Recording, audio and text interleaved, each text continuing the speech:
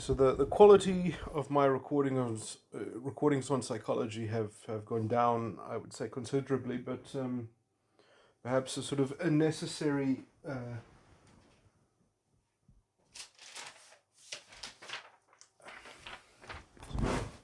in the alchemical sort of process. They call this negatio, where you're sort of pestered and hounded by sort of the series of chaotic permeations of what might make sense. Anyway, so I feel like I'm somewhat going through that to try to reframe and reorder the points of reference or the things that I think that I've got some kind of descriptive handle on, to reorientate them around the importance of the subconscious. So I'm going to be, again, kind of wildly speculating, although I always say that sort of half-heartedly, because I do think that there's usually something salvageable, even if what I'm saying is going to be, this is early speculative, sort of conjecture. So I have a whole lot of ideas around trying to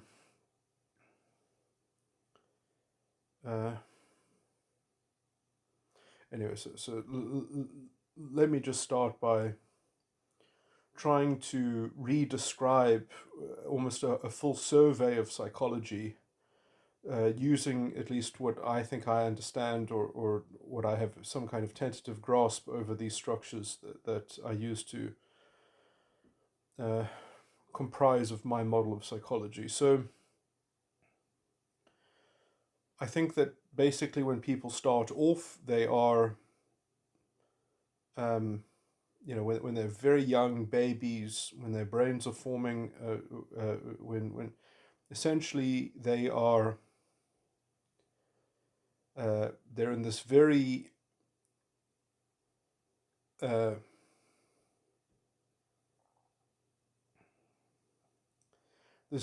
overpowered direct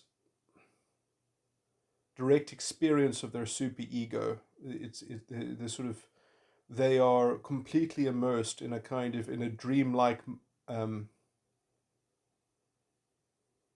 narrative, that they are being cocooned by the superego, and they are in some sense a burgeoning ego that is trying to grow under the tutelage of the superego. So their superego parent is trying to essentially establish itself as a second, in some sense, mimicked source of self, and it can only do that by the experience that it's getting of the superego. So the ego is the percipient, and the superego is the environment in some sense. So this is almost innately solipsistic. Now, eventually, I think that what the ego does as its first project is that it tries to stabilize its own independent resources. And so essentially the ego is fundamentally and inextricably linked with the subconscious. Because the ego and the subconscious together make something of a stable person. The ego needs a subconscious as much as the subconscious needs an ego. I've been having some discussion on some of these issues with someone who was just asking me some very basic questions, which is forcing me to kind of render these structures into a more stable, picture for myself, which was very helpful. And one of the questions was, he asked, well, is the ego the subject or the subconscious the object? And the answer is that they could both be either relative to one another. The one could be the subject and the other one could be the object. But so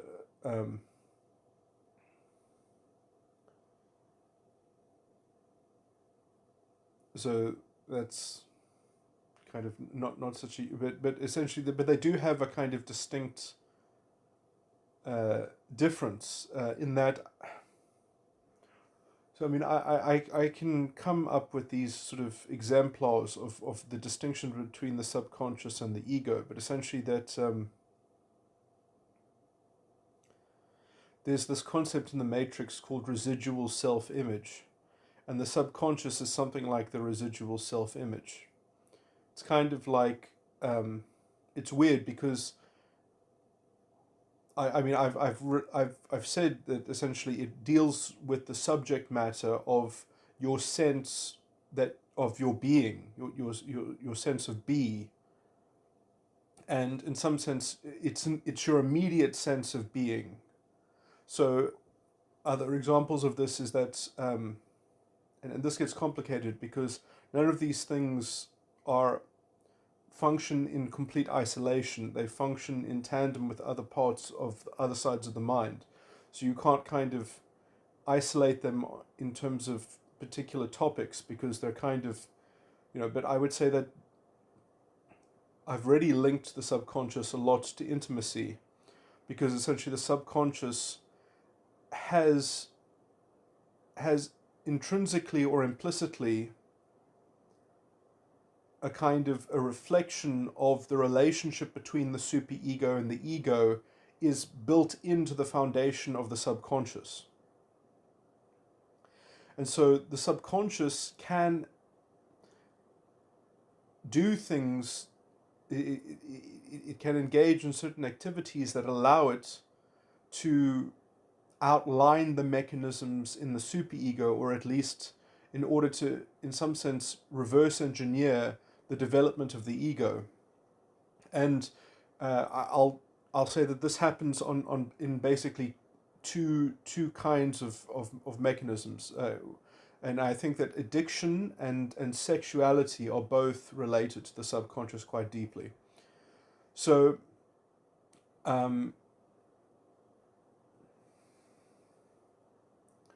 addiction, I think addiction can almost be conceptually understood as being a unique case of humor.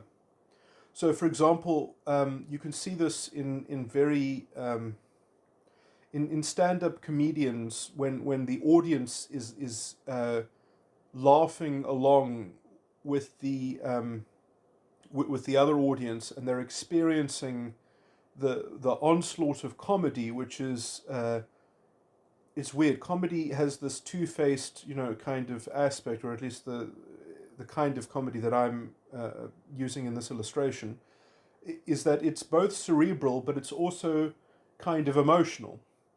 And in some sense, the subconscious is kind of like the immediate emotional. I shouldn't perhaps use the word emotional, but because there is a cognitive, there's a very deep, immediate, visceral expression of your first thinking on a matter, your first reaction to a thought or something like that, to a proposition, or so. In some sense, what I think comedy is trying to do is comedy is trying to wrestle with and overcome your ego. It's trying to actively bypass your ego, but not bypass it as in duck it, bypass it as in travel through it and show the chinks in the cracks in the edifice of your ego. It's trying to show that your ego has holes in it, that the ego is essentially a bit of a sham, and therefore, but you have a true thinking beyond the ego, which is basically represented by the subconscious. So what I think essentially the comedian is doing is the comedian is actively wrestling your ego into a kind of cynical, subversive depreciation of it, and exemplifying the underlying inclination, which is represented essentially by what the subconscious really thinks about these things underneath the framing of the ego. Now, that is not such an intimate sort of thing. It's not the same thing as the intimacy in sexuality. I think the intimacy in sexuality is almost a similar process, but it's also quite different. Is that what I see happening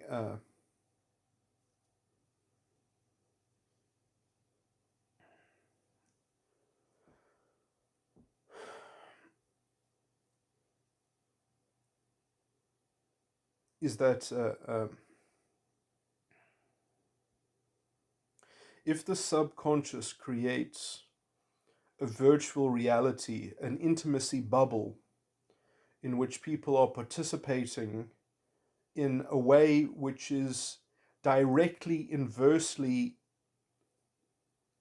uh, creates an inverse negation of the ego. It's a kind of like the ego's antithesis, so that you have a kind of, you're not suppressing the ego, you are voiding it, essentially. But not only are you voiding it, but you're calling into question the fundamental precondition which the ego is that's almost the foundational mechanism of how the superego propagated and tutelaged the ego in the first place. That the ego is the solution to a particular problem that was framed by the superego. The subconscious can explore a virtual reality in which you are entering into a subconscious valence. You're creating an ulterior identity in some sense that fundamentally voids the ego, but then this also means that you can, in some sense, experiment with an ulterior ego, that you can kind of, the subconscious can have a direct reflection of itself in the void left, in the blank space left by the negation of the ego. And in some sense, by doing this, you can kind of rattle around and make out the outline of the fundamental early. You can see the mechanism in the superego and how the superego is attached to the ego. So by a kind of, by toying or engaging or participating in a subconscious valence, you can sort of suss out the genesis of the ego, but also then sort of explore, let's say, a completely fantastical um, anyways. So there's this sort of, there's a magic in the subconscious, there's a magic of being which can help you reverse engineer or tentatively step into an alternative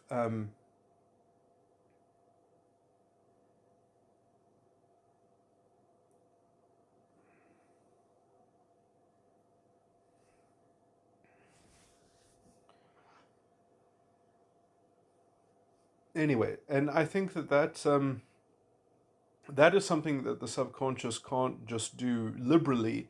It has to do, I mean, I do think that in some sense this is how pair bonding happens, when people create a joint uh, entity. They have a shared life, they have a shared entity. So there are perhaps elements of this that are perhaps not just in pair bonding, but also in group membership, organizational belonging. Um, uh, anyway, yeah, I mean, I've also stated this in other recordings, that the subconscious is deeply related to kind of to sexuality, and also kind of cultural. Uh, there's this issue that I haven't quite broached yet, which is that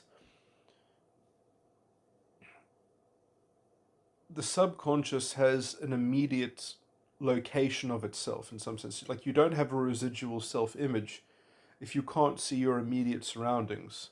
And in some sense, your immediate surroundings exist within some kind of context of a linear sequential, you know,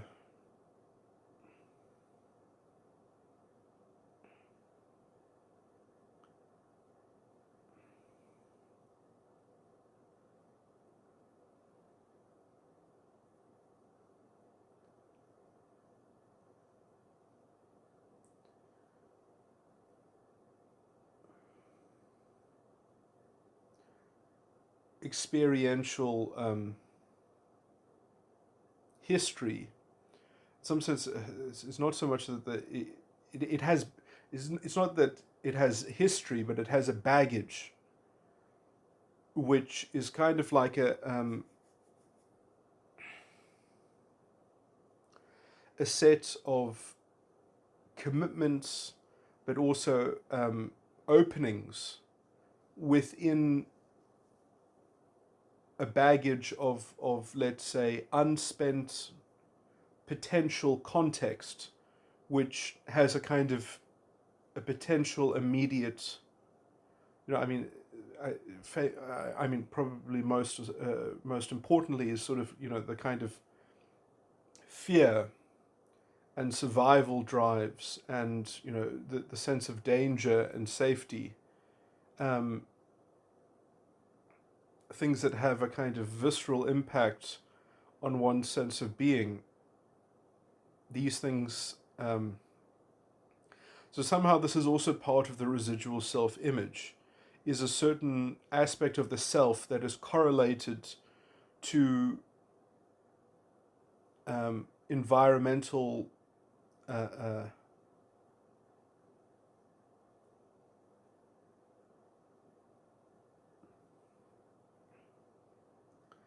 signals that have a kind of conditioning relation to the self. So there's something about the environment which is a reflection of a visceral sense of your being. So I mean, in some sense, people are imprinted upon by their social environment, by their by physical signs of things that relate to commitments or openings um, that they have to do with themselves in terms of their being.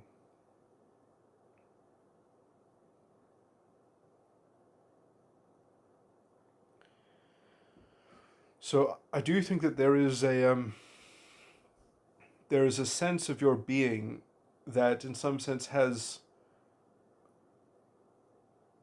I think in Scientology, this is generally referred to as the bank, and the reactive mind. I think is all related to the subconscious, is all held within the subconscious. Um,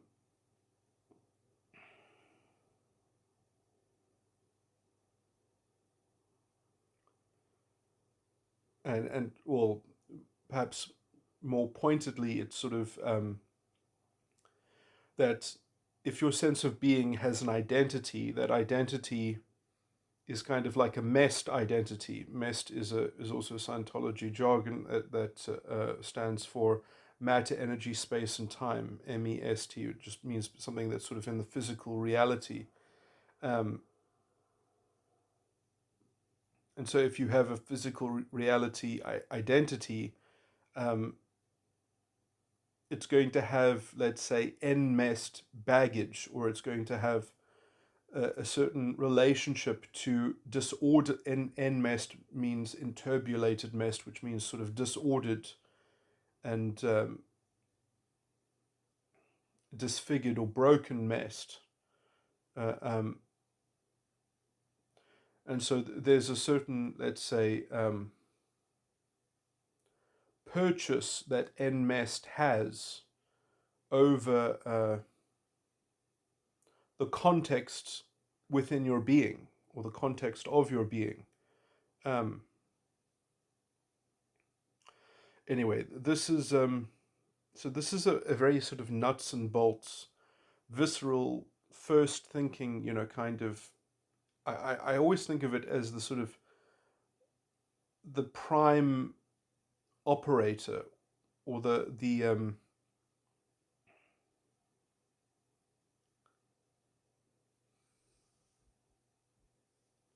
basic, the first thought, the basic inclination, or something like that.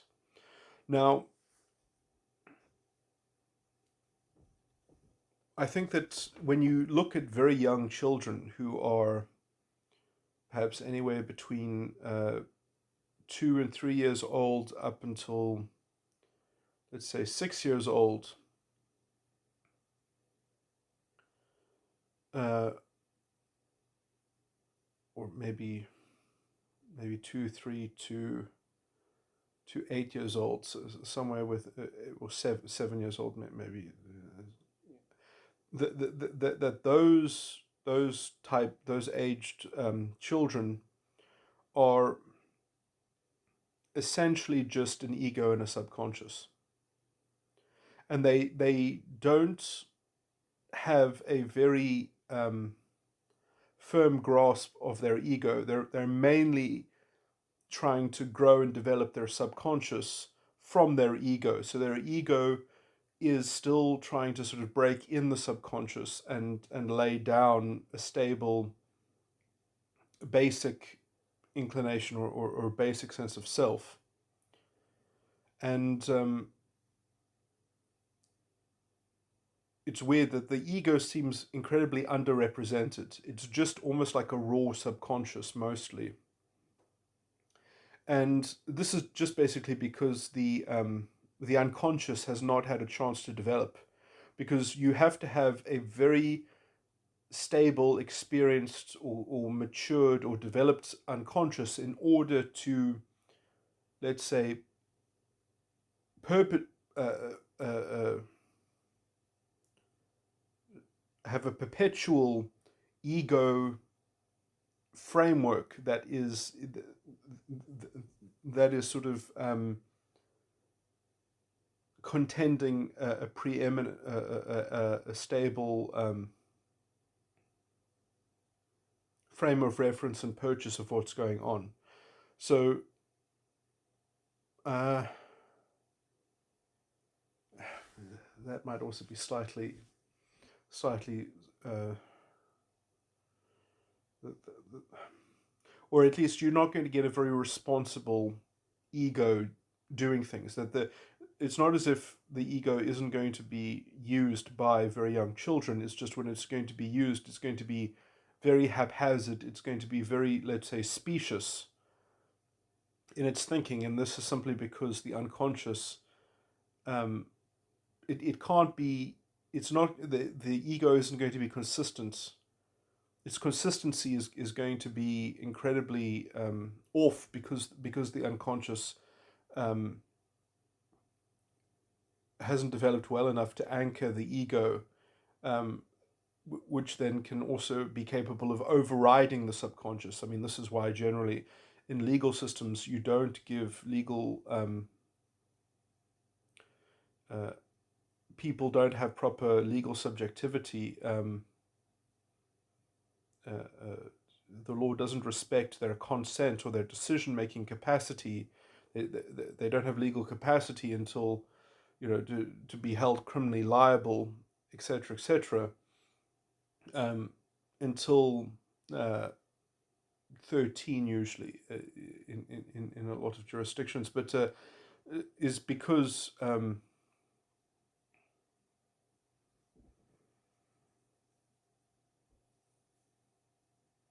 they don't have a stable enough ego that can sort of um, override their own subconscious first thinking inclination, as it were. Um,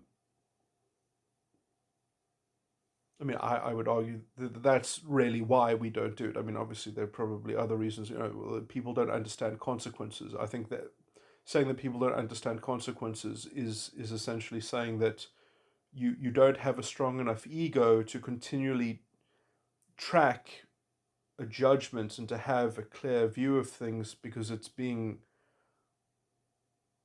interrupted by an overriding subconscious basic inclination. Anyway, um, okay, so I just want to say that I think the reason why Sadvaic personalities develop perhaps stronger, and there's this phrase that I remember Stefan Molyneux used this phrase, that some children are bulletproof, and what he means by that is psychologically that some children, even put through incredibly taxing in developmental environments, that they still somehow develop well. They still have good characters, even though that they've sort of been tortured by their dysfunctional parents or surroundings, or they've had very bad experiences. Somehow it's made them stronger, and they haven't fallen prey to them. And I think that this might have to do with either having a particular, let's say, kernel of how the subconscious was founded, that the subconscious was sort of developed with a very, let's say, independent drive or something like that, or how it modeled itself. It wasn't prone to kind of being influenced uncritically by some surrounding influence or some environmental influence. But also, there might also be a thing that Sattvaic personality styles have an anchor, if I'm correct in that model, have an anchor in their subconscious, that their guna anchor in terms of how their ego how their ego develops, is that the image that the ego uses to jumpstart itself, is the first thing in that image is a commitment on the subconscious. And therefore it can't be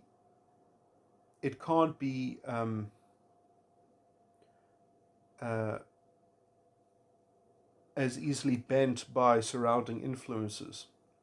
That, for example, tamasic individuals, their starting image, if I'm correct about these things, I supposedly I discovered these things empirically, but I haven't yet found other theoretical models so I always consider certain aspects of my theory to be dubious until I've confirmed them from multiple.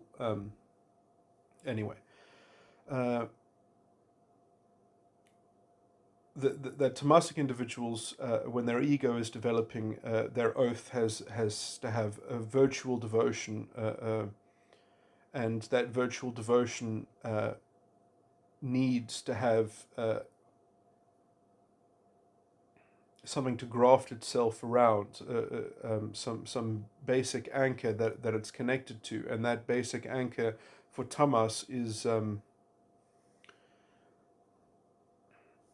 essentially the setting up of the unconscious side of the mind. But anyway, and therefore the subconscious is more prone to aggregating content or being developed downstream of that. And so I do think tamasic individuals in general have, in some sense, more facile and sort of mishmashy subconsciouses. And so it's very, um, it's always a kind of almost post hoc kind of, it's pulled into developing from whatever other structures which are prioritized first before it. Whereas Sattvaic individuals, the subconscious is the most stringent, or the most concrete or rigid, or it is the firstly developed thing. So it's the thing that is least vulnerable to environmental stress or strain or something like that. And there is something very special about the subconscious. I mean, look, they all have each side of the mind has their role, but there is a sense in which the subconscious has within itself a recording of the whole story of the false ego complex, which is also what I wanted to get into talking about, because I do think that in some sense, I mean, I've said this before and I've been wrong, that that in some sense this might be the kind of the aftercare of therapy in some sense, which is almost where all the real healing comes in some sense, because some sense it's how you deal with it. I've said that the subconscious is basically your person, is your basic person.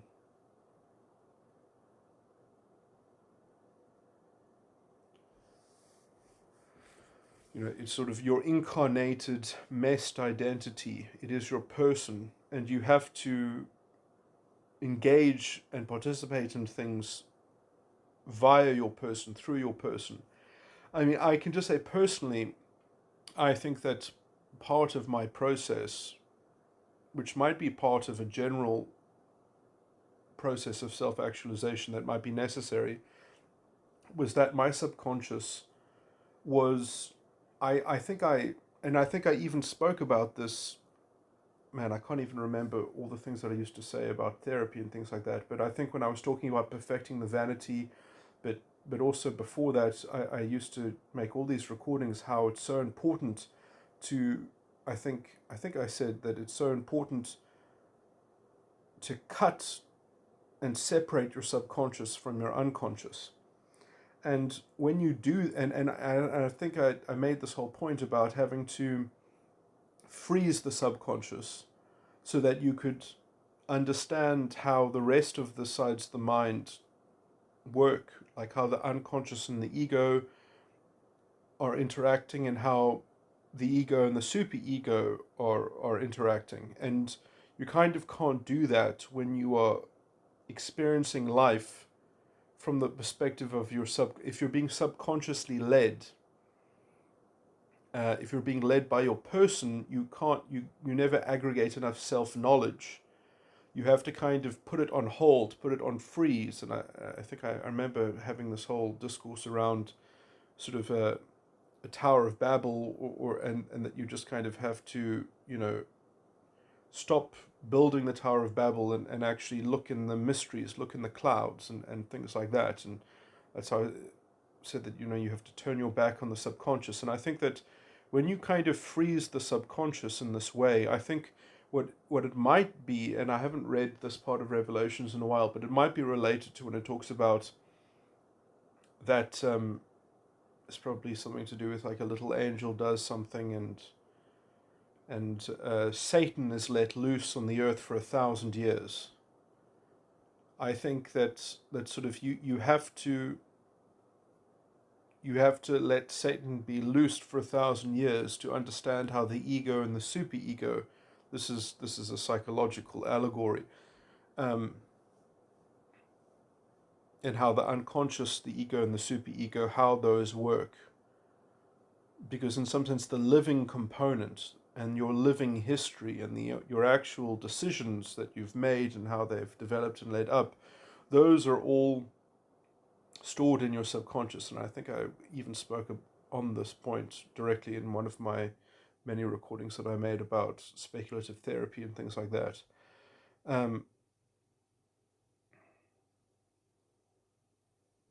Now, anyway, so I just wanted to sort of bring that up again. But so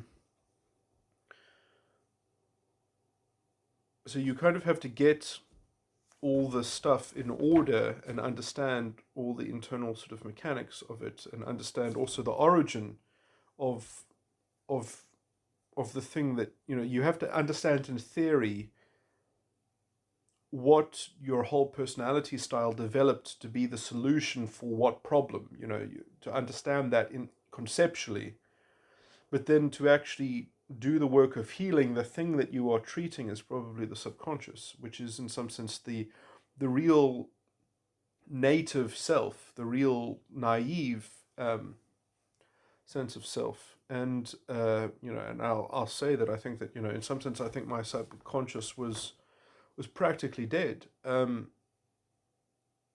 that it was sort of frozen, while, because which is I think a necessary step, um, in order to understand the other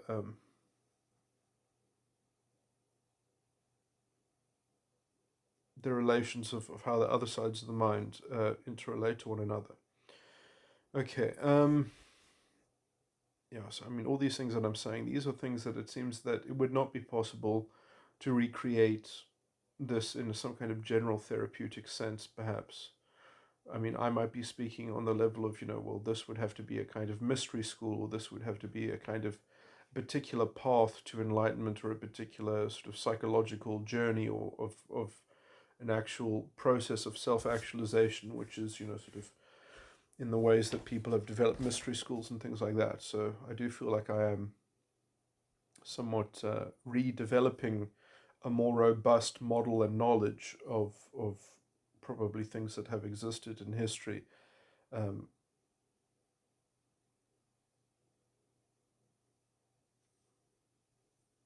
anyway,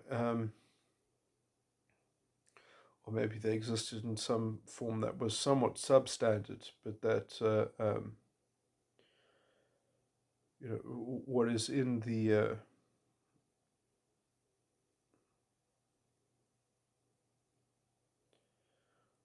book of Revelations, if my reading of it is correct, that these things have always been at hand. Uh,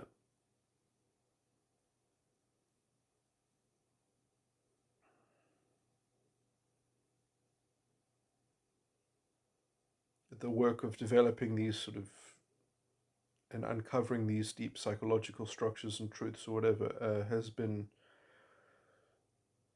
what culture has been busy unraveling and sort of and being plagued by, when it's not been, we're manifesting these dysfunctions and pathologies because of a lack of understanding of these basic structures. But anyway, basic isn't fundamental structures. Um, anyway, let me just go back onto the subject. So I think that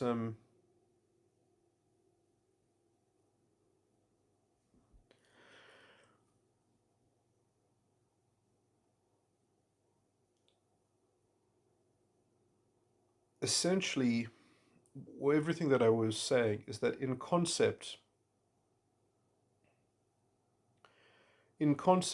or in theory, the reason why you have to understand the unconscious, the ego, and the superego is in some sense so that you have the power to repudiate the devotion, to debug the devotion to some degree, or to cleanse the devotion. But having the power to repudiate the devotion because it has something that needs to be crucified in it, because in some sense that in concept you feel that your ego's parent function is what it's how it's being traced in your subconscious base, uh, which by the way is also the superego's inferior function,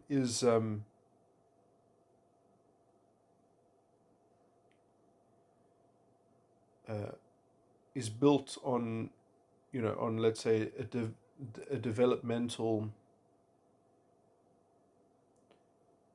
paradox, and sort of the whole formulation of the false ego complex.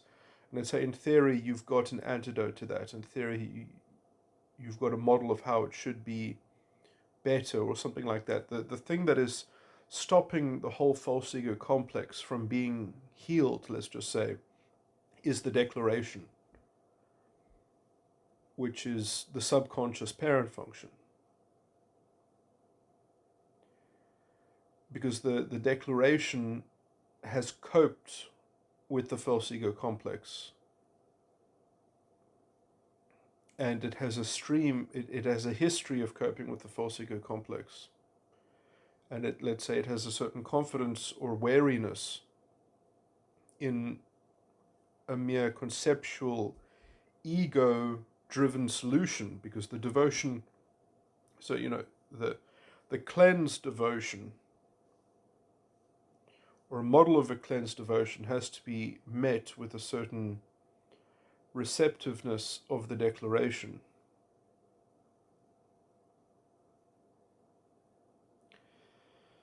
And this is clouded perhaps from the issue that you're not just dealing with internal solipsistic decisions, you're dealing with um, external manifestations that are reflections on your openness or commitments that are wrapped into your sense of being, your messed identity, or something like that. So, um, which are perhaps things that can be categorically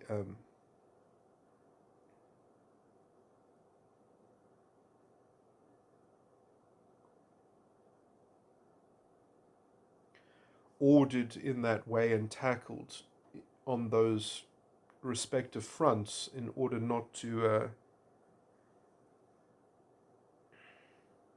because in some sense, you always have to have a goal, you have to have an objective, you have to have, so you've made decisions from your subconscious about what is worth doing and what you are pursuing, and you have to have the confidence that it's okay to uh, pick and choose which decisions you still want to endorse. And this is very problematic because the subconscious has an issue with being wrong. And what happens if you've made two decisions which are fundamentally contradictory? Or you have two goals, you have two objectives which are fundamentally incoherent betwixt them, or they're sort of they negate each other, or they're at odds with one another. Then you've got a real dilemma. Or, I mean, the declaration also, I mean, this is what, in some sense, Scientology is all based on sort of dealing with, are things like indecision, which are produced also somewhat differently, that you can have um, beliefs that you have created, even that, so you developed one belief one time that what you the beliefs don't matter, it only matters what happens in the world, or something like that. So then it becomes hard even to monitor, consciously keep track of the effort of the beliefs that you're putting into, because you've got some effort in a belief that beliefs are unimportant. So the whole thing is opaque. It's all just a kind of a mirage of mixed up um,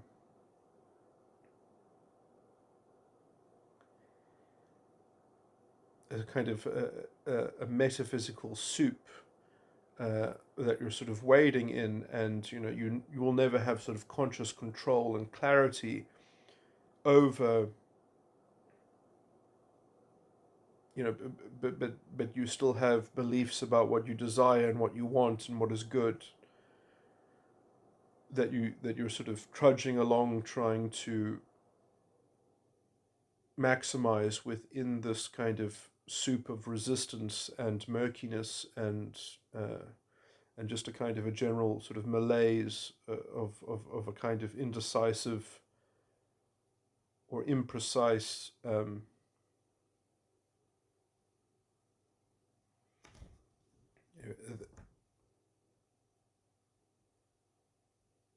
and these things can be somewhat encoded into how people communicate, into how people behave vis-a-vis each other. And in some sense, you can have these beliefs, these beliefs in some sense don't just belong to you. They have been uh,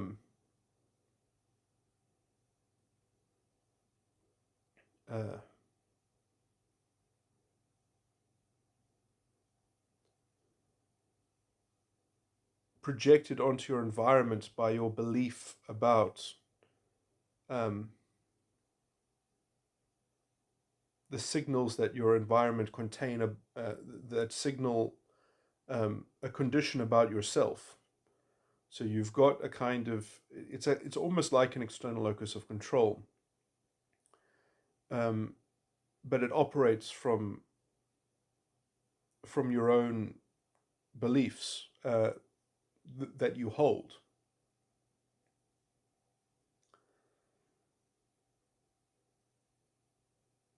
And in some sense, the baggage of your history, as it were, but which is essentially your account, your full account of commitments and openings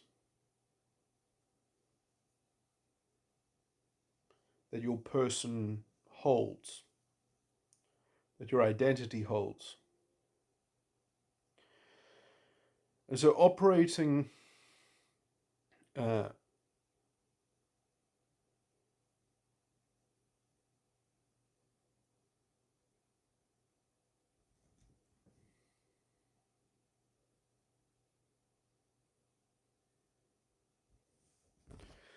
so yeah, I mean, in some, I mean, so I mean, I think I call this. I mean, this is why I think to some degree it's called the Declaration, and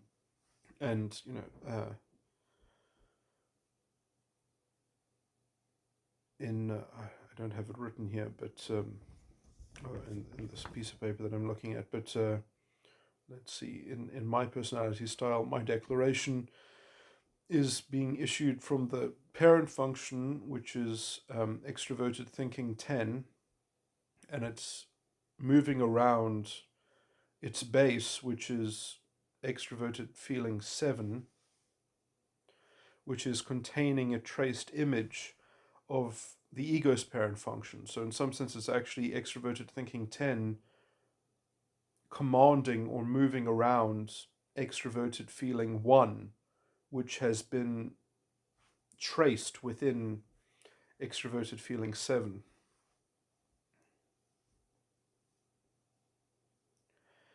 And I mean, well, that's just the day to day. I mean, it's also more complicated than that because there's a history, there's a corrupted history in that devotion is not just the ongoing devotion of the ego, but it also is premised on the virtual devotion to begin with. So there's a whole jumble of mixed up wires in that beginning sort of latching on. So there are two devotions. So there might also be a kind of primordial declaration of how it's absorbed or how it treats the initiating devotion, and then how it also treats the day to day devotion. Um,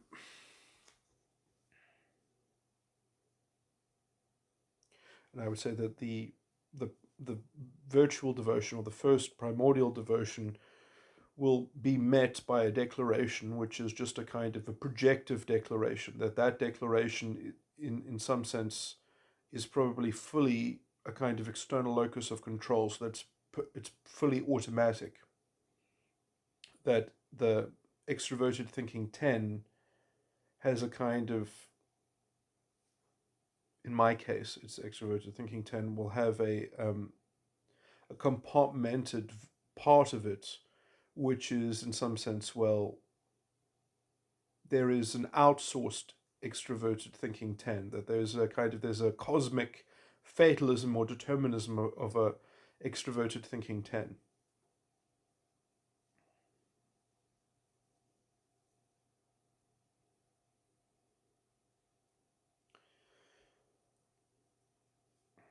So that fracture, healing that fracture, and having a kind of a declaration which is fully consciously attributed and grounded in one's values and first principles, and then one makes sure that all the principles that one uses in the subconscious are, so you have a nice integrated subconscious that is truly alive and dealing with what the devotion is bringing to its table.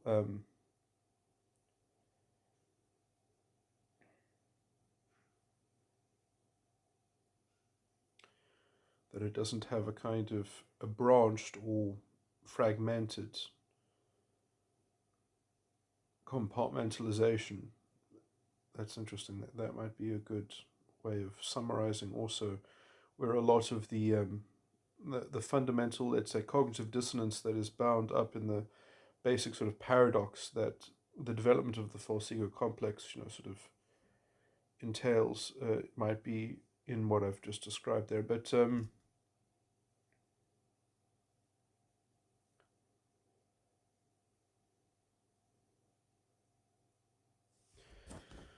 are other things that I wanted to.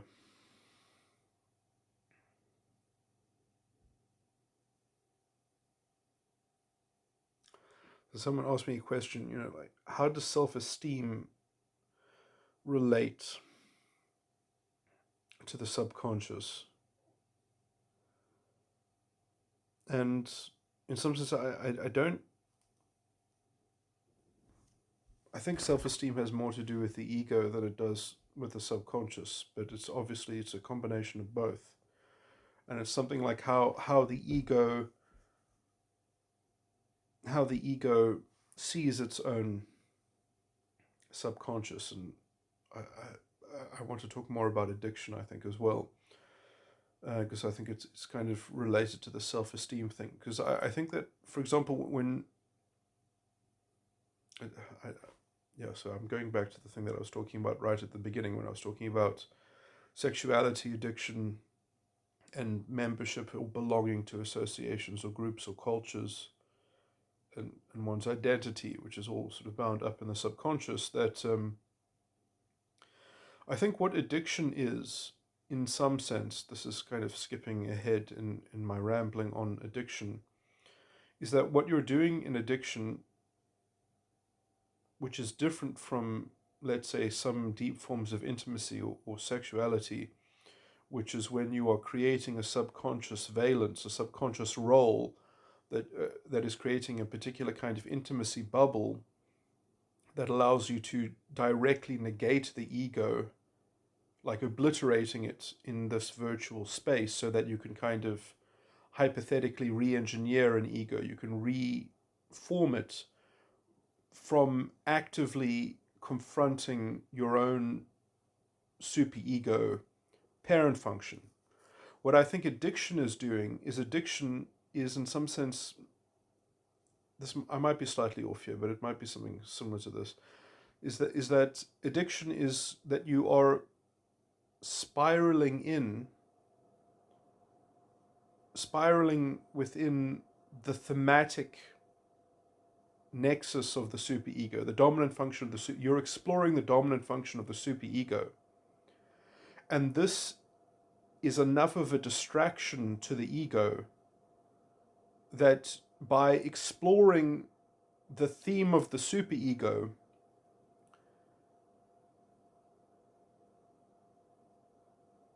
it's paying you. It's paying as the subconscious is creating a, a routine or an activity or a project that is exploring the theme of the superego. You get paid in in suspending the ego. It's kind of like, because you found a kind of you found a an exploitation kind of in the matrix that the ego represents. Um, you found like the prism that the hologram of the matrix. You found the prism that creates that hologram, and you are toying with that, or you're trying to do some mechanical feat with that prism, and so you're doing some ulterior engineering project via your subconscious. And the more that you do that, the less the ego has no light shining, making it enlivened, making it relevant. It is just you are suspending the pertinence of your ego, and so you're basically taking a holiday, but the but you have to actually the only way to suspend the ego is to use the prism that the ego is basically is thematically powered from, you have to use that prism to do something else. You have to literally you have to find a way to entertain. The subconscious has to be captured into ostensibly doing something else that's more interest, or it doesn't. I mean, it's just that it's different. It has to be a different project. Problem is that, like, this often becomes a kind of infernal or unsustainable, psychologically unsustainable distraction or diversion. So you are diverting the ego, or in a suspended sort of state.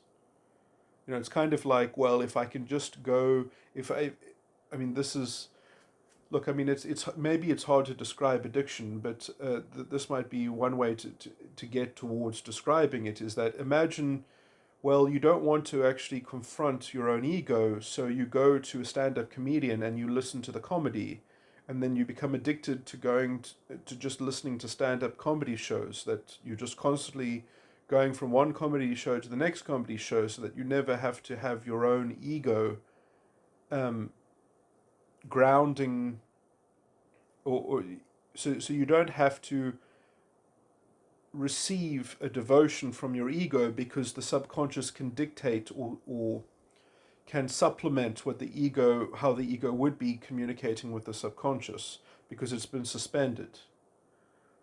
And in some sense, the nature of that suspension is hooking you into essentially the superego's dominant function, because the lack of the signal from the ego to the subconscious is is is being taken, is the line of communication to the project, which is exploring the superego dominant function. Now, intimacy does not explore the superego's dominant function. I think intimacy is confronting the superego's parent function head on. So you're actually modulating the parent function in the ego, or you're returning to the source of the development of your ego, and you can be in conscious perception of how it developed. So it can be a way to understand the mechanism that drives the connection between the superego and the ego. And this is why I think also, that sexual, I mean, this is why sex and intimacy, pair bonding, family units is an important, sort of, is a strong foundation of, anyway.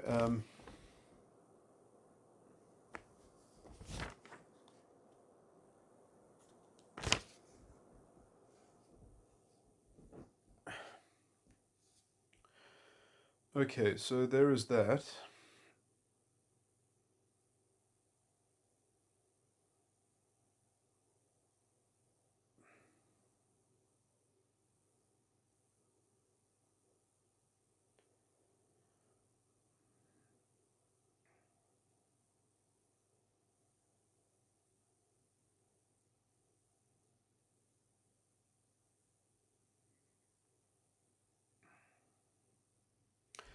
I mean, in this way also, there might be sort of two types of addictions. There might be addictions that are toying with the dominant function, and addictions that are toying with the child function in the superego, or that are exploring the dominant function or toying with the child function. Either way, the one is going to somewhat relate to the other.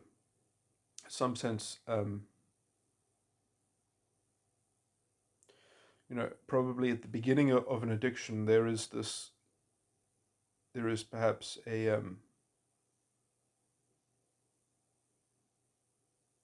this great hope or inspiration that you are getting so close to your own personal internal truth.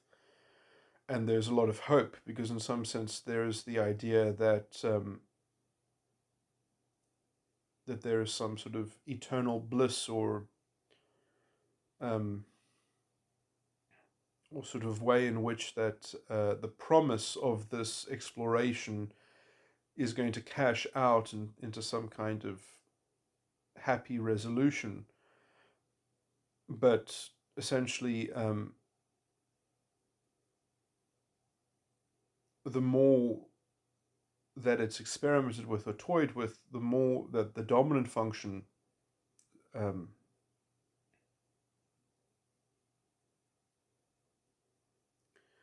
is sort of the calcification, or when I say calcification, I mean that the dominant function is explored well enough from the subconscious point of view that,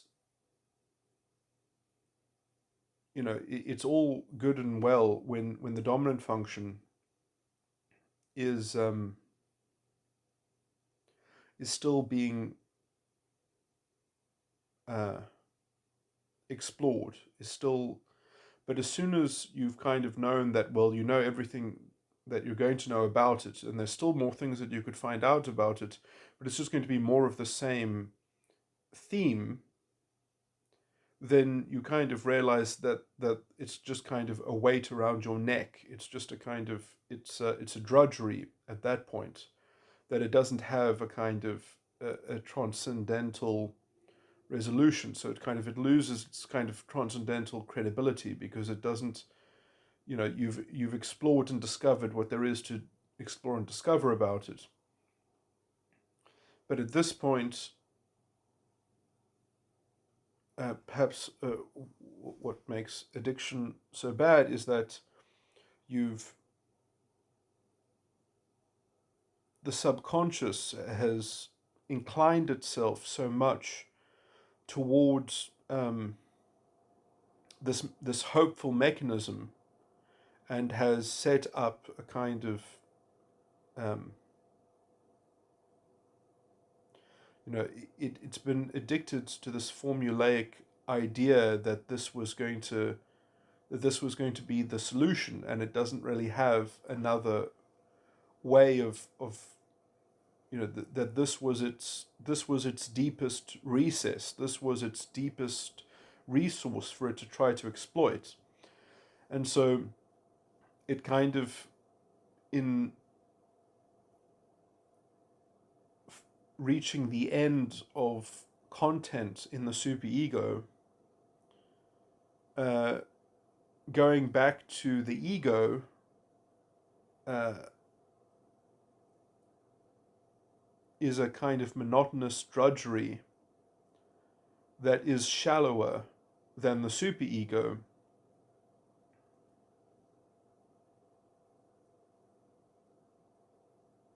Because the ego has been disrupted for so long that the unconscious context, um,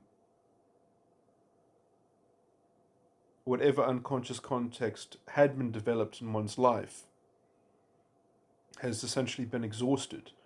So you've got a kind of you've regressed back to the sort of to a child of 3 to 7 years old in some sense. The unconscious side of the mind is essentially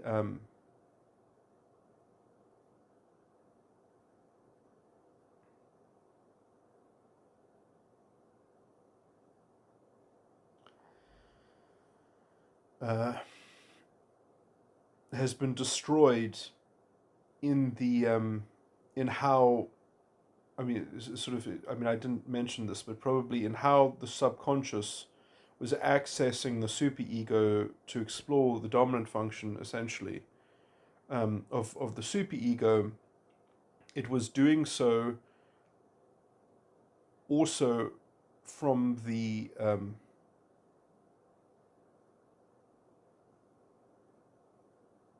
from sort of hollowing out and expending the value that the unconscious had. The value that the unconscious held gets rewritten into, in some sense, into supporting the devotion. A kind of, the unconscious side of the mind has been reprogrammed in order to believe that the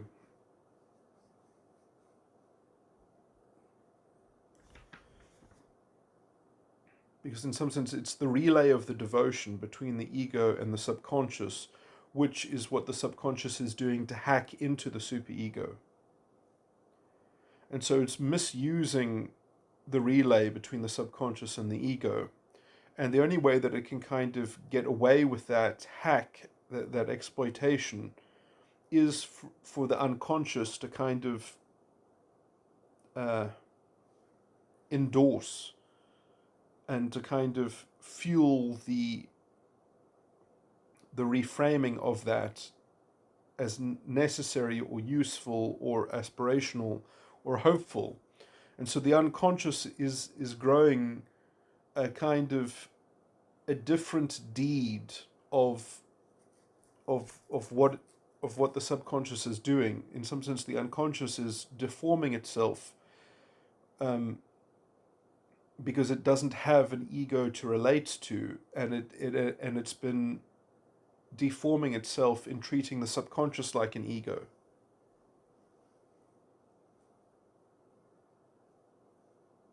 Because in some sense, that is what the subconscious is doing. It's creating a kind of pseudo ego in this project of exploring its own superego's dominant function.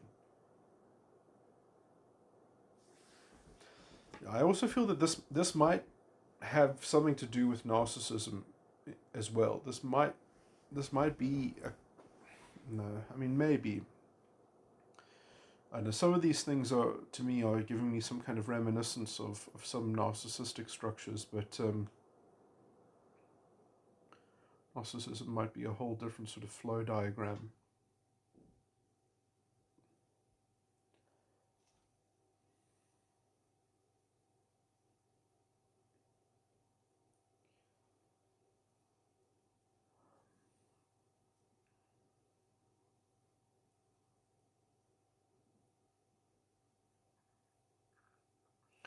I mean, I guess that's the hardest thing about overcoming addiction, is you have to sort of rehabilitate the unconscious and the ego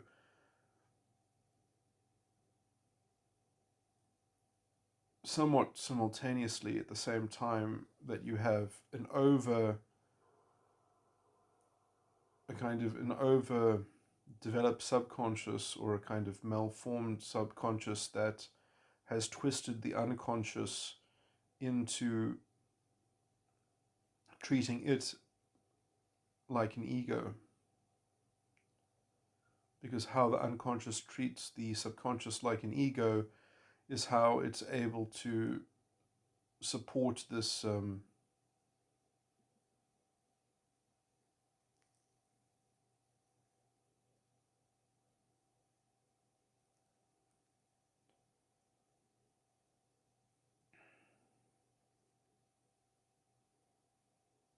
kind of subversive ulterior reality, or sort of bubble or play, or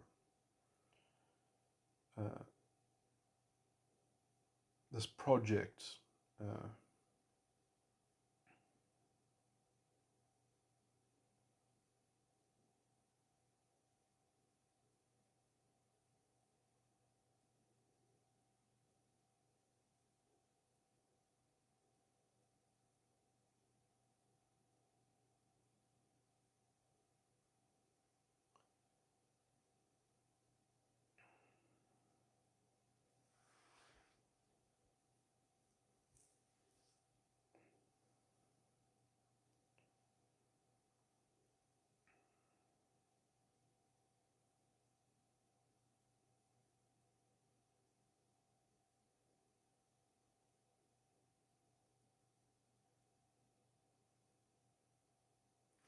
and it's interesting because I do think, there it's very interesting. A lot of addicts, I would say, are quite psychologically profound in a lot of ways, in terms of having some notion of some deep internal recess of themselves, so much so that I think that my descriptions are kind of probably spot on.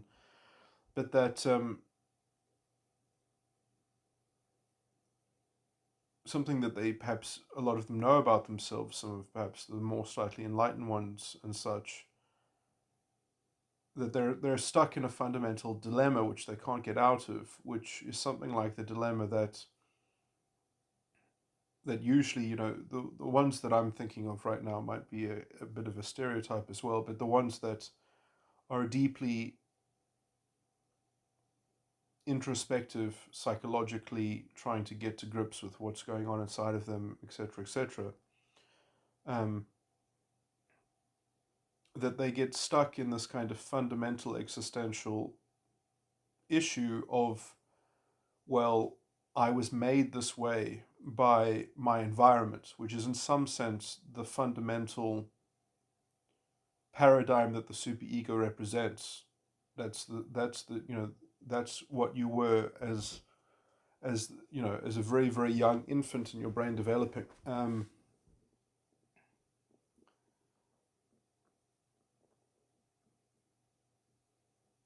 It's not exactly how the ego sees it, but that's how the subconscious would see it. Um,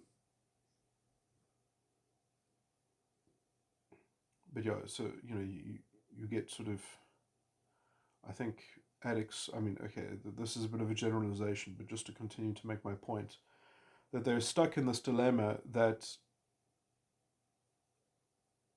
they know that they're responsible, but they can't get over that essentially life happened to them. That that were they are in the receipt of this line of experiences and events that unfolded, and that they know that they're responsible, but also sort of they can't get over, well, it also just happened to them, and they kind of don't have the resources anymore because they've kind of disfigured those internal resources to confront and to uh,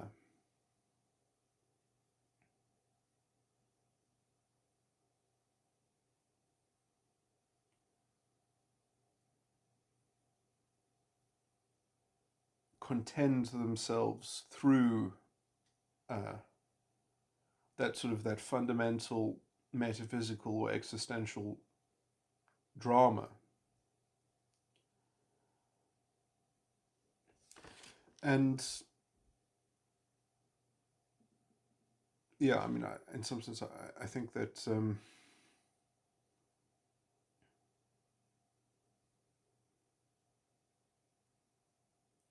it is the story of a subconscious relating to a superego, and not and having essentially a kind of a brittle ego and a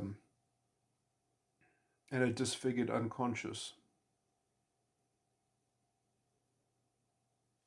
which is why they have a brittle ego. Uh, but also that the subconscious is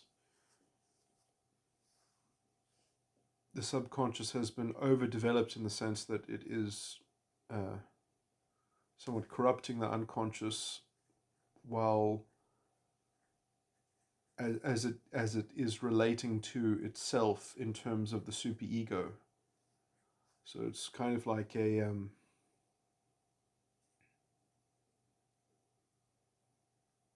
the subconscious and the ego have to,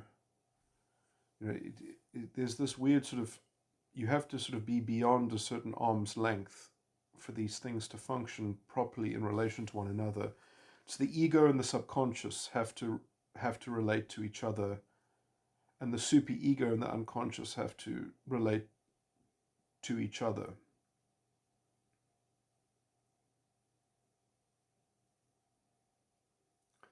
And if you kind of break that fundamental architecture or that pattern, then you end up with kind of internal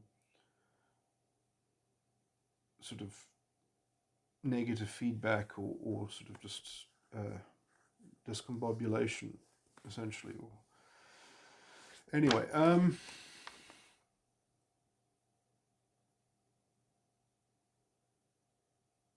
there was one other point that I wanted to say. I was going to answer the question of self-esteem. Yeah, so I think that self-esteem is re- is very much related with the subconscious, but it isn't in some sense. It's the state of the subconscious, or how the unconscious, sorry, how the subconscious is framed by the ego.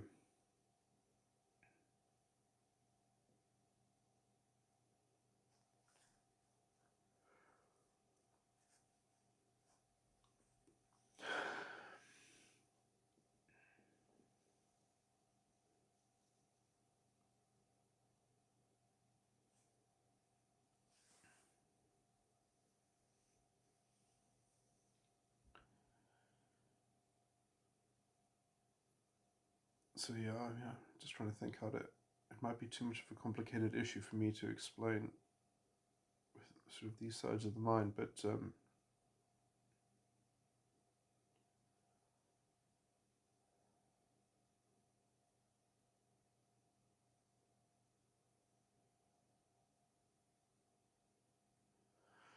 I also think that there might be a kind of a basic sort of conceptual mismatch here. That sort of asking yourself the question, "Do you have self-esteem?" might also be a kind of a bit of a trick. Like, don't think of a pink elephant. Sort of the actual formulation of the concept and how it's thought about might be a kind of, it's very hard, I think, to know you have self-esteem as an answer to the question of, do I have self-esteem?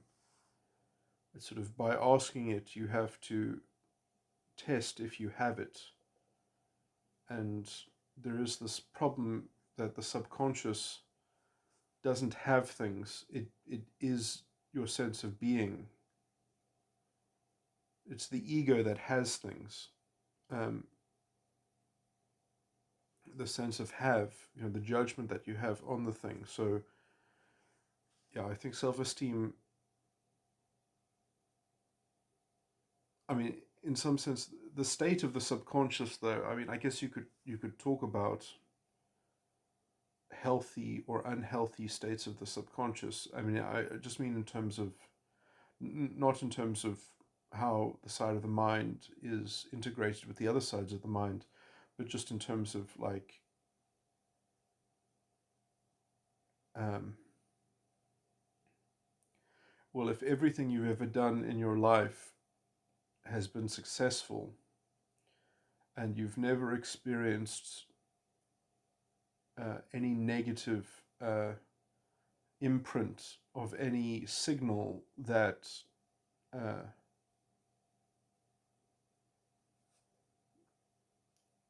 that would essentially lead you to doubt any property of your sense of being. I don't know. I don't know.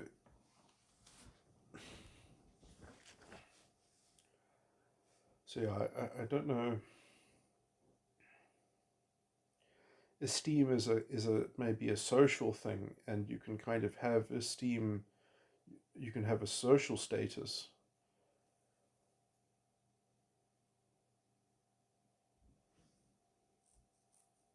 and then I guess you have to.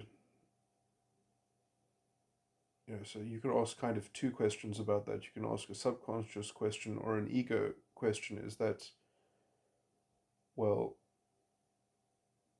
having social status, is that uh,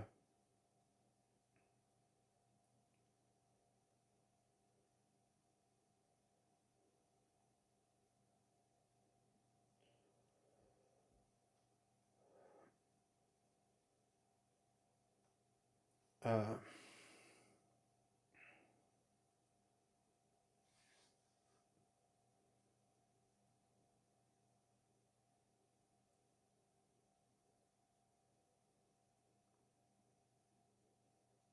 I've just lost my thread of thought.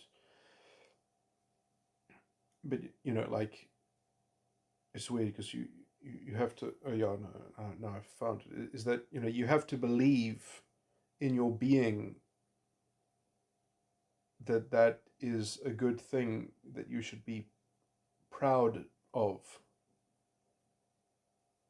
So I guess if all your beliefs accrue into, I am linking belief and being quite heavily here, and I do think that belief is a part of your being. Essentially, it's part of your self image, which has this weird kind of environmental correlation of signals. And then the ego, though, would.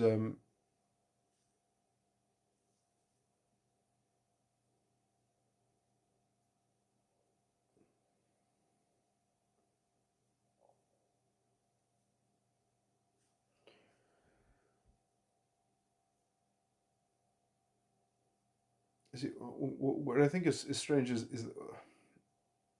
that the ego is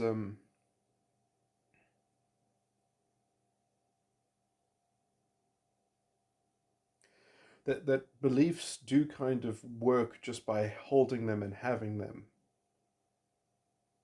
Um, so the ego is sort of doing the work of computing your subconscious or processing the subconscious. But I do think that the subconscious kind of, it's kind of weird because they do sort of innately work. Uh,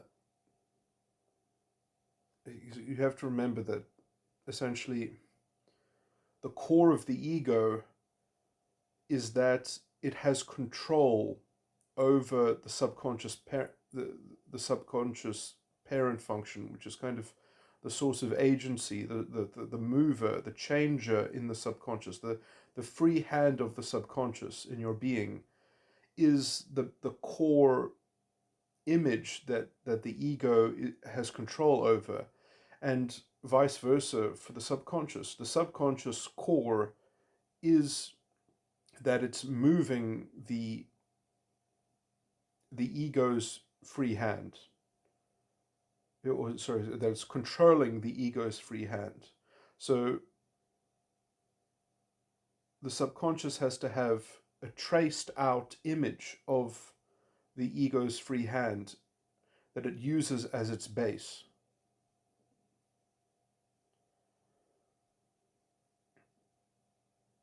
So the core of your being is what you have, and the core of what you have is your being.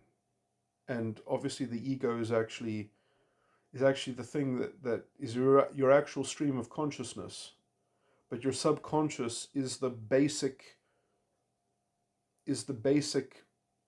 content, is the actual thing that is producing the content. It's the actual speaker of the voice that that the consciousness is framing. So you have a voice that you can hear when you speak, like I'm speaking out loud. So I can hear my own voice. So there's the thing that is actually speaking, that is talking, and then I hear it myself. Uh, this is perhaps a bit of a confusing um, example because I'm trying to use, sort of the spoken word as a metaphor for the stream of consciousness in the head. That there is the container that holds the the awareness and apperception, and then there's actually the agent that generated the content. So I don't know, the ego is something like the listener, and the subconscious is something like the speaker.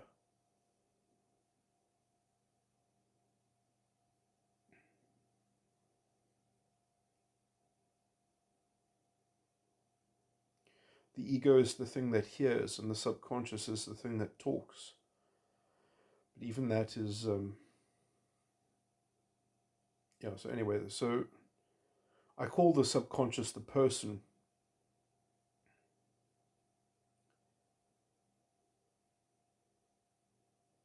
The basic, naive, native self, the first thinker.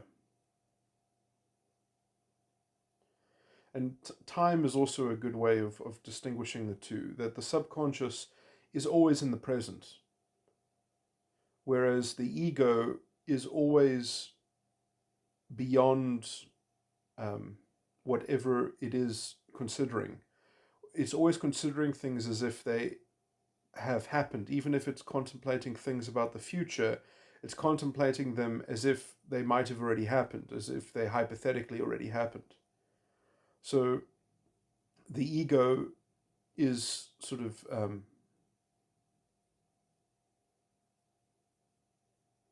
always looking back at a reference.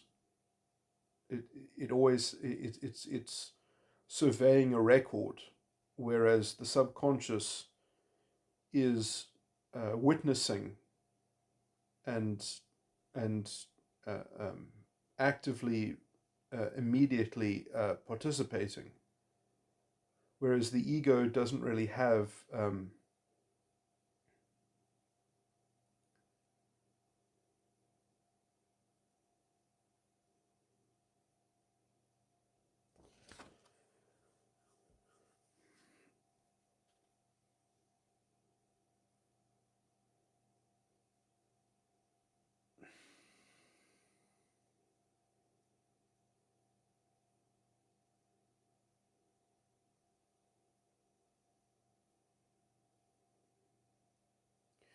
I mean, this gets horribly paradoxical because you can end up using the opposite words. I was going to say the ego doesn't really have things, it just holds things.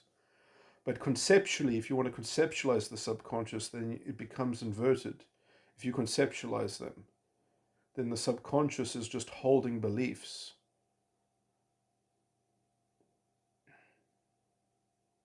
But for something to immediately witness and participate, it has to be a collection of beliefs in action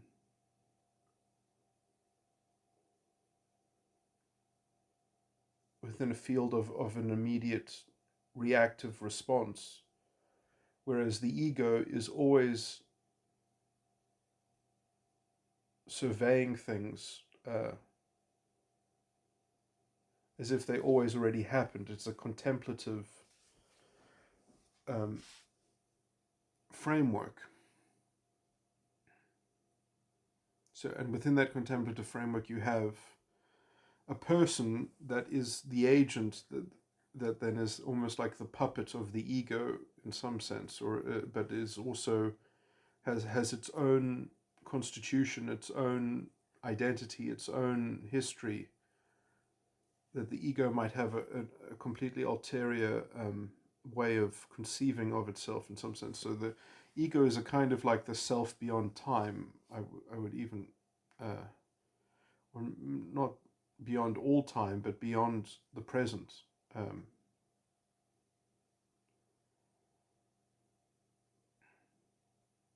I mean, all of this is slightly confused because you can only access any of these things in the present, but they have a different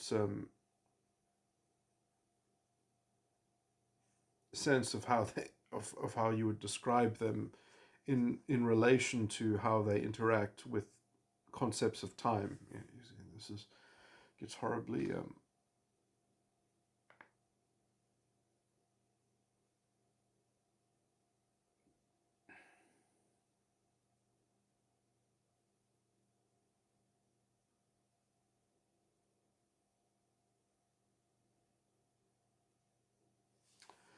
and essentially the weird thing is that, or at least I believe that the ego developed before the subconscious. Otherwise, it would make much more sense that the subconscious develops. And there are interesting reflections of this within philosophy. I mean, sort of Descartes' "I think, therefore I am" is something of a sort of bootstrapping of the subconscious as the basic fundamental partition. And then I think Nietzsche's issue with I think, therefore I am, and removing the I, basically Nietzsche, I think, came down to something is thinking,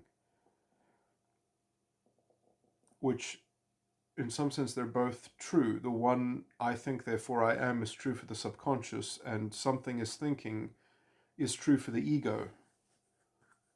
So now can I say that I'm more intelligent than Descartes and Nietzsche? Or at least in my research and models, I've been able to finally synthesize their contributions. Anyway, okay, I'm going to stop this recording now. I think that's just kind of interesting, but yeah, still need to think about the declaration and how to work that into more therapy kind of stuff.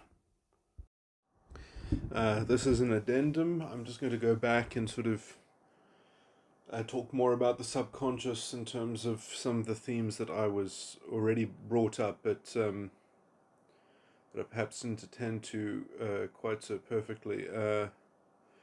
So, I mean, so I do think that the subconscious is basically just like a library of beliefs that have a certain uh,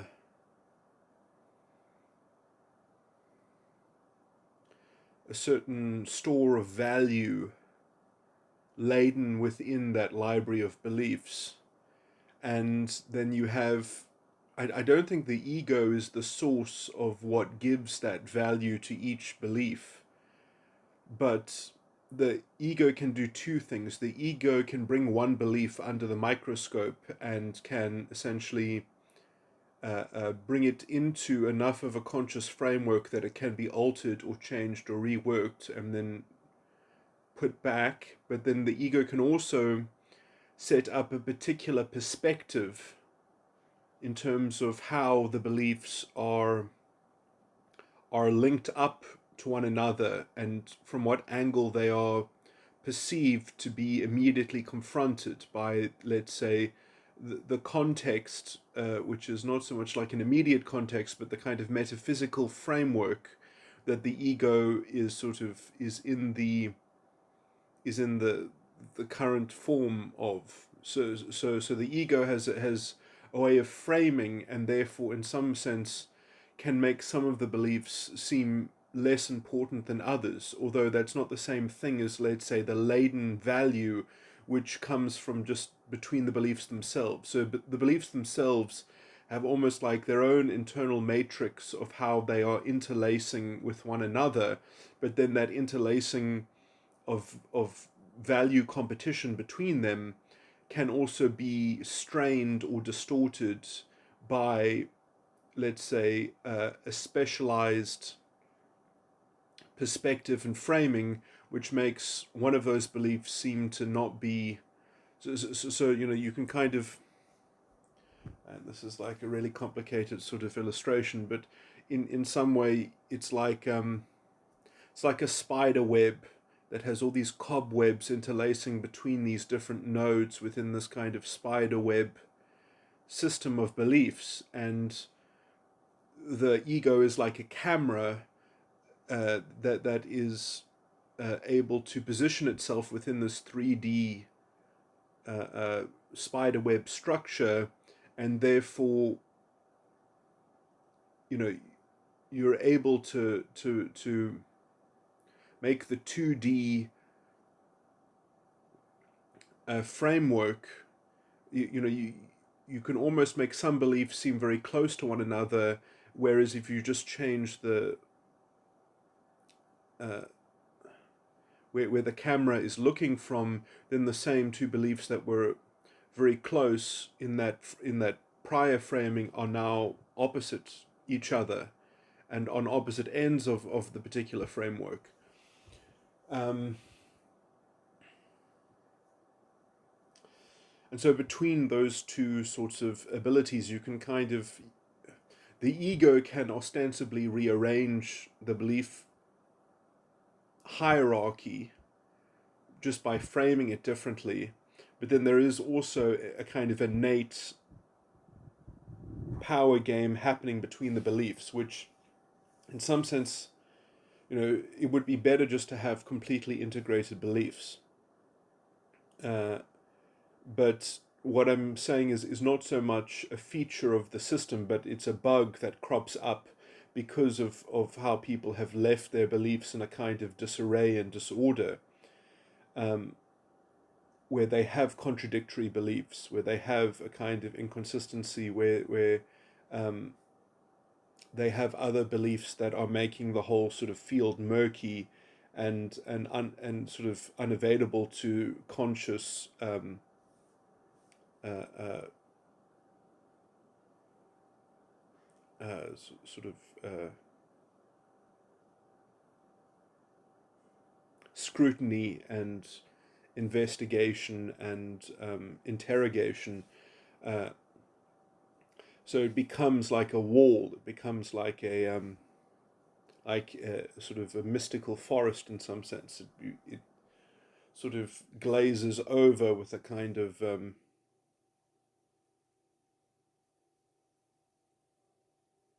listlessness, but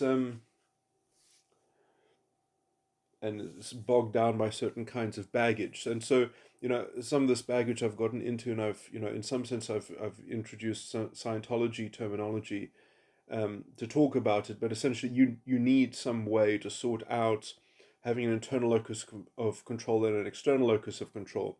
The Christian doctrine, I think, this is the importance of having essentially a worldly identity which you are playing like a game, and you're able to play the role of your worldly identity and rendering to Caesar what belongs to Caesar, and that doesn't sort of impact on the dignity or integrity of your spiritual power and capability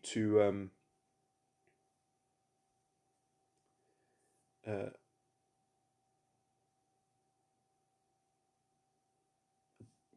to ground your beliefs, that they are not signaled to you by your social environment or by your by the worldly appearances, but that you have, in some sense, assented to considering yourself as the creator of them uh, um, by your agreement,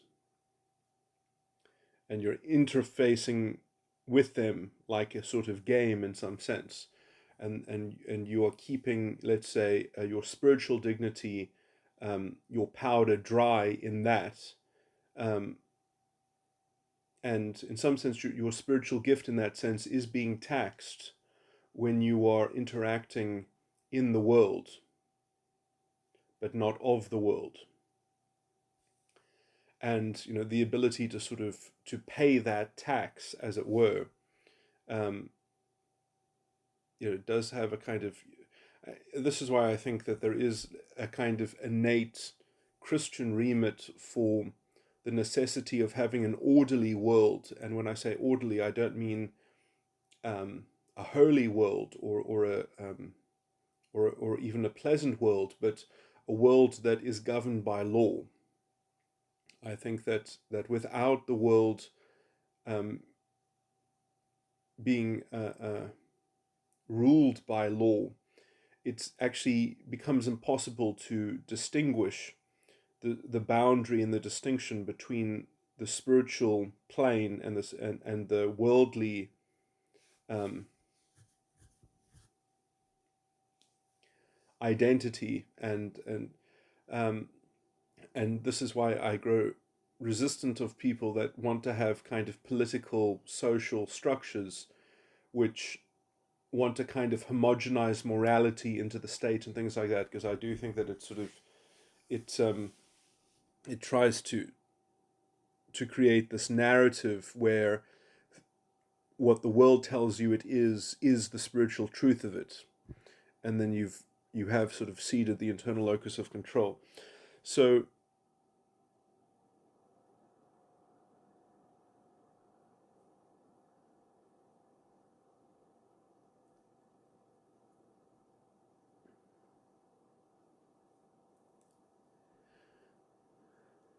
So I mean, yeah, I've brought up so many issues simultaneously that it's hard to know what I should focus on to try to clarify some of these issues. So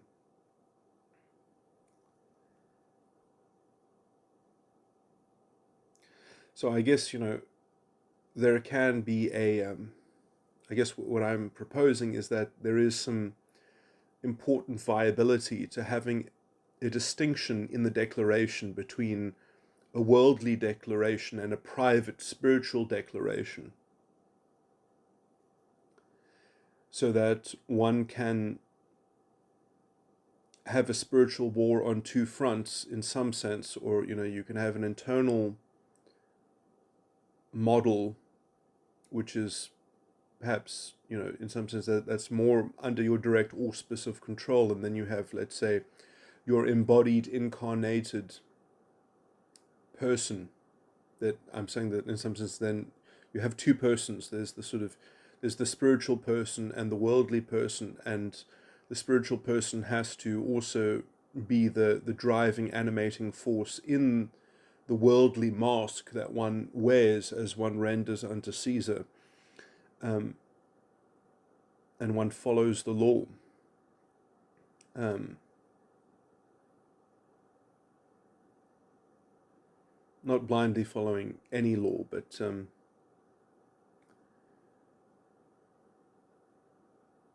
that there is a kind of basic respect for the distinction between world and spirit that is only maintained, even conceptually, uh, through things like the law that keep the world in an orderly enough conceptual state that it can be distinguished from the spirit in the world. And I mean, I've made arguments before that also it is a good metaphor. The law is a good metaphor for the spirit itself in some sense. Um, Although it's like a kind of exemplification, but you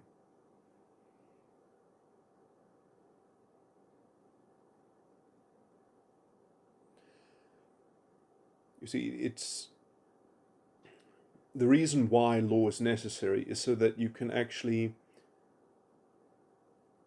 discern the spirit of the world. And you can't name a spirit if it's always homogenized into a universal narrative, if it's just part of some cosmic fatalism or determinism or some kind of cosmic plan or something like that. And if it's always just part of the world, but you can't actually work out which part of the world that it is, if you can't name the part of the world that it is, then in some sense, look, I mean, there are two problems that you can get to in the world. The one is when you try to argue with a part of the world, when there's no point in arguing with any part of the world. You just have to kind of cope, manage, deal, um, render unto Caesar what belongs to Caesar. And sometimes, that means calling a sheriff, calling a policeman, having a court case, bringing the law to bear on the controversy.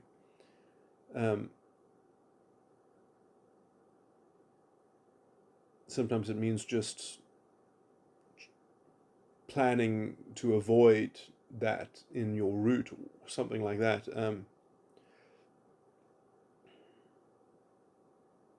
Or trying to develop, let's say, a cultural convention that helps to assuage or limit the kind of toxicity of that appearance of that thing that you can't really destroy the existence of. You can't negate it. You have to have a way of because in some sense you have to respect that there is free choice, there is consent matters, as it were, in the spiritual realm, and so you can't just you can't complain, and there are some forms of self-insulating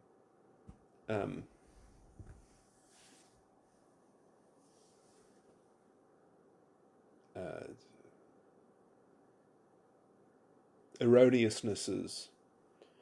There are erroneous patterns and ways of thinking that you just have to, you have to discern that the name of that spirit of the world is that it's essentially it's a kind of booby trap, or it's a kind of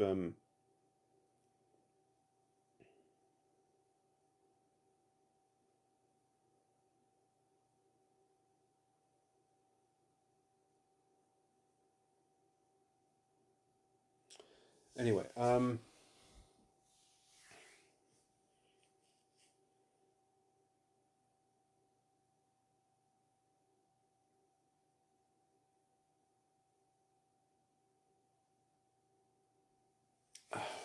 So the point here is just that the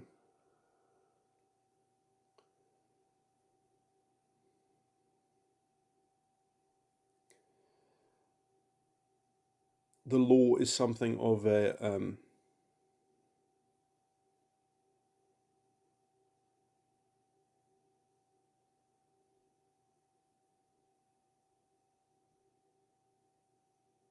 something of a kind of reality check that the world itself can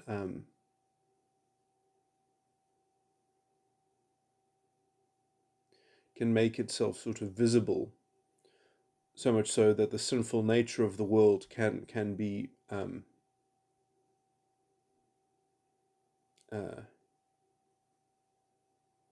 distinguished. Anyway, I mean, this is not an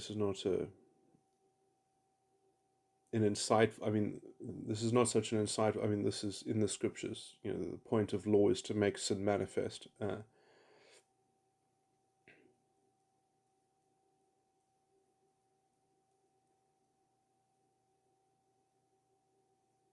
Or manifest in the understanding, essentially. I'm not remembering the exact scripture, but it's something like that. Basically, to make sin visible. Um,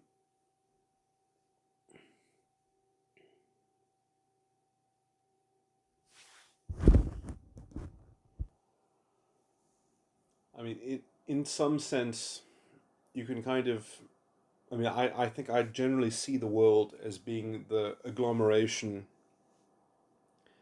of the residue of people's decisions. That people's beliefs have led to actions um, where they have enacted,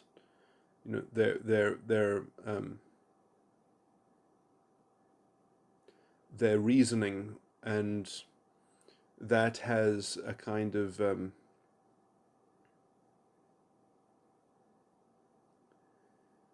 that has some level of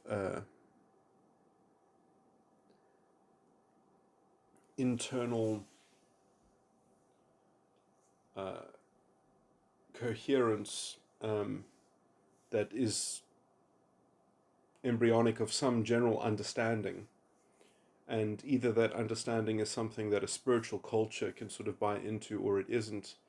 And I do think that there are certain, let's say, pragmatic necessities that a spiritual culture has, which is that you need a way to order the bank of the residue in the world in some sense, so that it doesn't bleed over into this homogenized sort of inheritance. Um,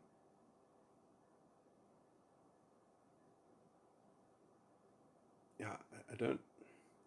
I'm always struck that I seem to be saying things that might seem anti-Christian doctrine, but there are very fine points in the Christian doctrine which people don't really understand at all, which is that I mean, I believe in vicarious. I don't believe in vicarious redemption. Someone who lived 2,000 years ago did not die for the sins of the world. That is the understanding, the Christ consciousness. That has to be your understanding. You have to die daily on for the sins of the world. You have to burden the sins of the world.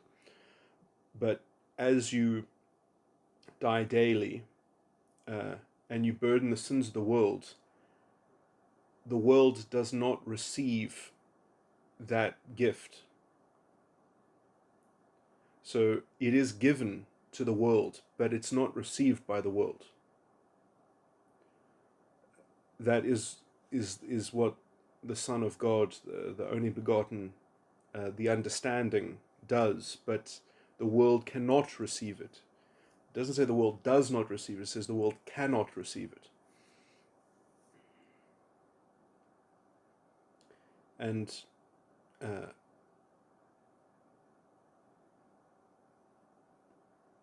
so we actually do need to have it ordered so that we can respect that it cannot receive it. In some sense, because we have to respect that someone has used their power and ability to make choices, to make decisions, where they have just not consented to have an understanding that performs these kinds of works, that does the work of salvation and things like that. So that's just something that you have to respect, essentially. And even if it empirically were not the case, you would still have to respect these distinctions. Also because sin is also a matter of appearance as well. It speaks explicitly in the scripture of saving people from their sin by essentially how it's dealt with by spiritually, tactfully by those who are sensitive to the lapse in judgment and understanding by those who have enacted some course that how it can be salvaged essentially by a kind of, by almost like a sort of a spiritual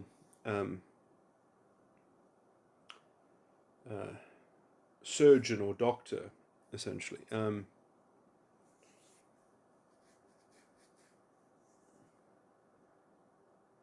Sort of reframing the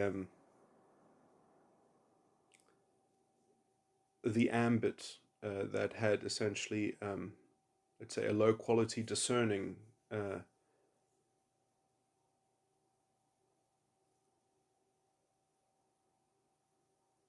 that was propelling its model of what it was that it was doing. That it was sort of a confused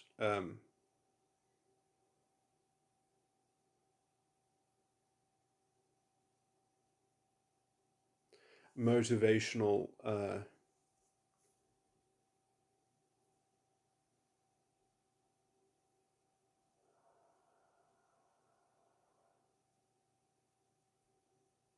motivationally impelled oversight.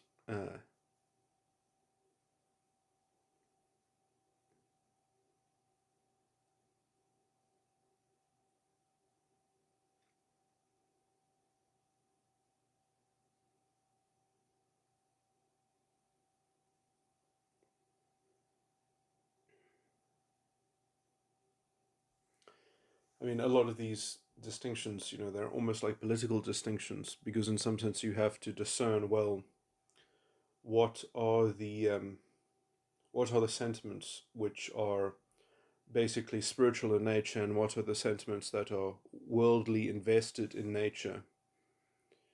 Um,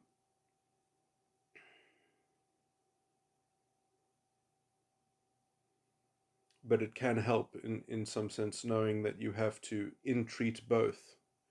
That the spiritual gift is responsible for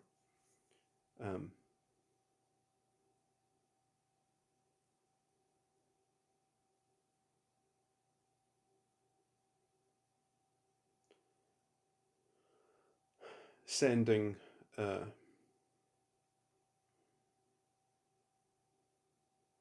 message of discerning in the spiritual gift and receiving a kind of the spiritual burden that is the kind of the tax of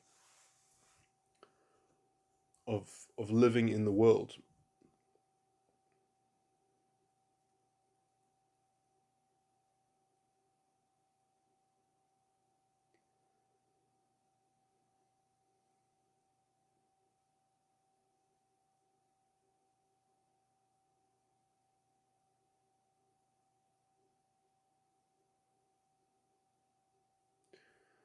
Anyway, and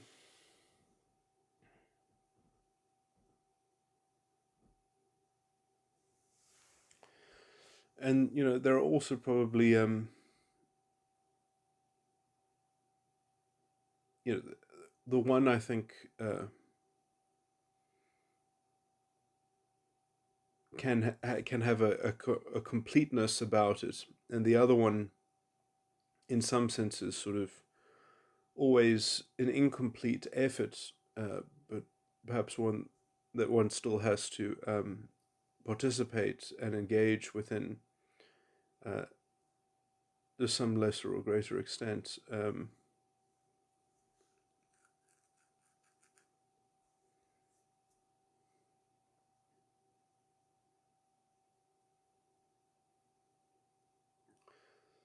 I think purely trying to merge both or homogenize them is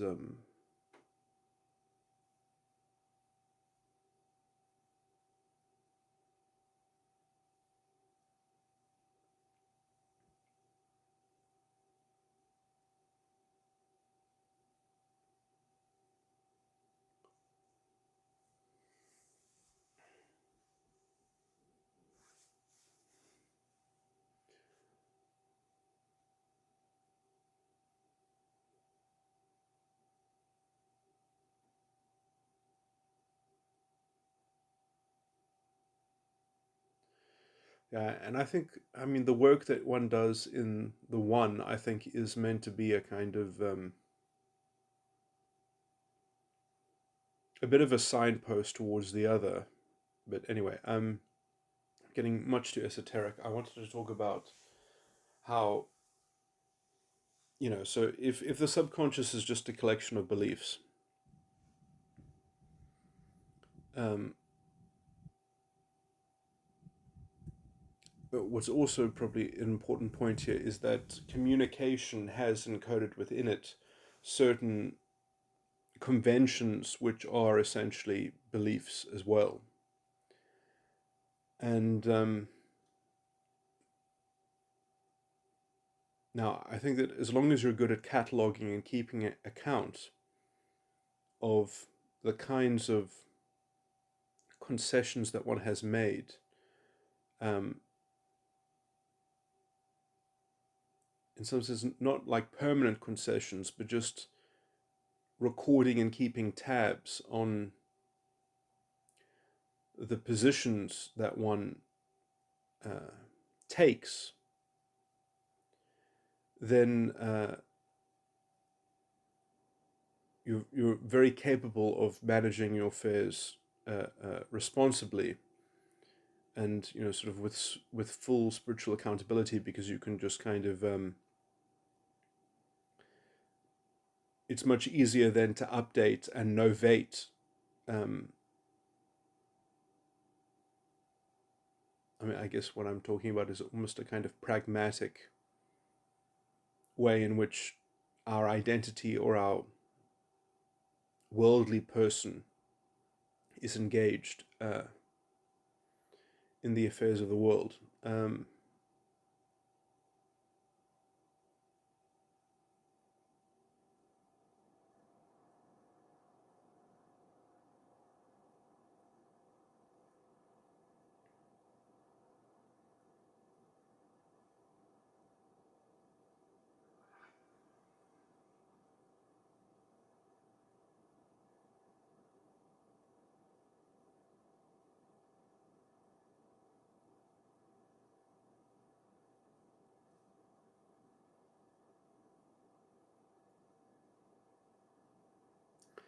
you know, the sort of, and they're also obviously more harsher shades of the same thing, commitments and openings that one has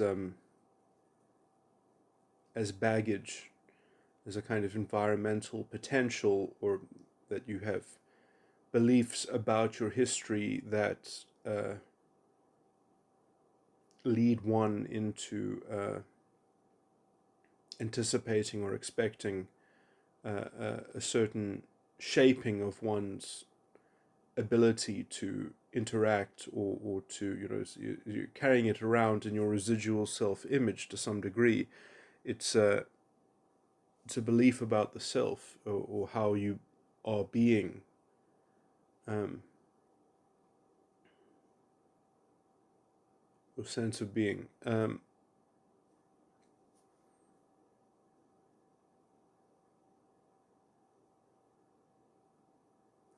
But in some sense, these are all adjacent to the actual, let's say, day-to-day immediate utilization of these beliefs. So, I mean, obviously we can have beliefs which are inconvenient because the ego has to manage them, or the ego has to keep them front and center because their repercussions or their implications are not fully habitualized, or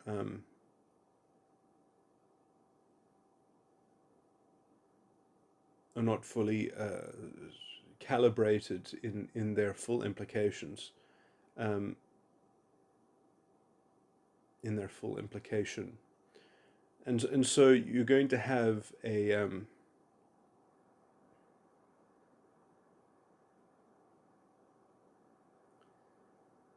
and I mean, in some sense, this can also relate to how much freedom you have in a kind of, in an organizational or social or cultural hierarchy.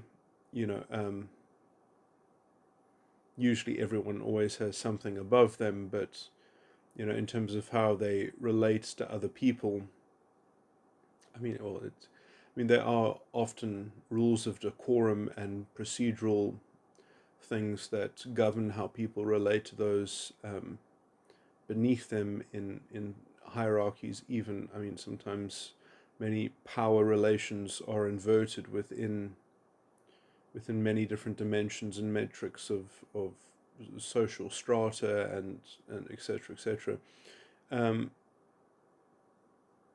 mean, this is particularly true in terms of the distinction between peoples. For example, if you have a job and you're an employee and you have a job description, that somewhat your private life and your professional or working, these things don't necessarily the control over the one doesn't make one susceptible to having your boss taking control of the other. Um,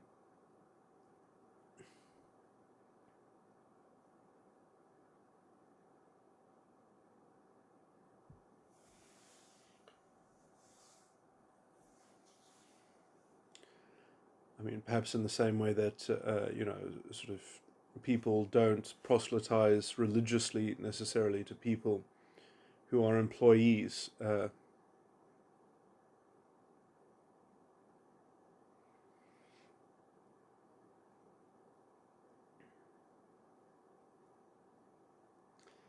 Anyway,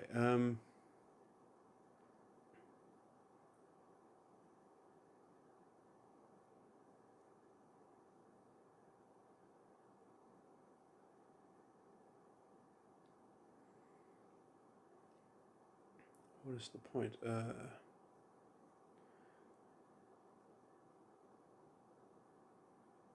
There was another point that I wanted to make about the ego and the subconscious, but let me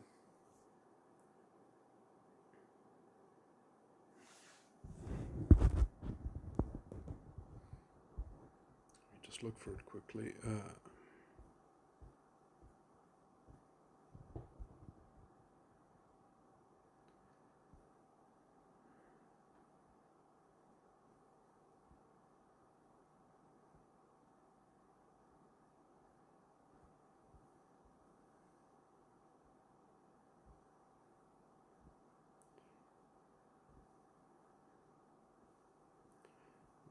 I'll start reading.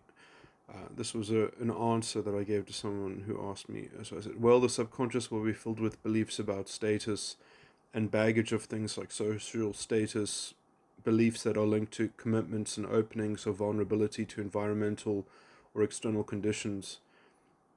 So there will be a bundle of subconscious beliefs that pertain to the subject of self-worth, but the ego is also important because the ego is like a bookmark of what beliefs you are dealing with or consciously facing or confronting or trying to consciously revise. Uh, mentioned this is a bit of a paradox of self-worth, self-esteem in terms of asking yourself if you have it. There is a school of thought that your beliefs come to you via your experiences or history, leaving you with baggage to carry. But if you consciously hold yourself accountable for generating your own beliefs, then it's ultimately by your own hand and control if you believe or not that you have self-worth. You have agreed to the world that is defining such things by your own belief in whatever is returning that verdict over you. Communication is a reification of belief also. In this way, cultural and social life has a back door to some of these subjects. The Christian solution is to distinguish between a world and the spiritual plane of existence, two different realms.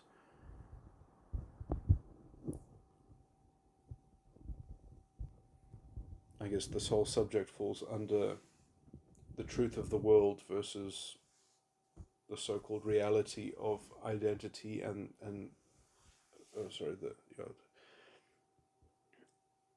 the reality of the world and the identity and the truth of the spirit, and distinguishing between the two.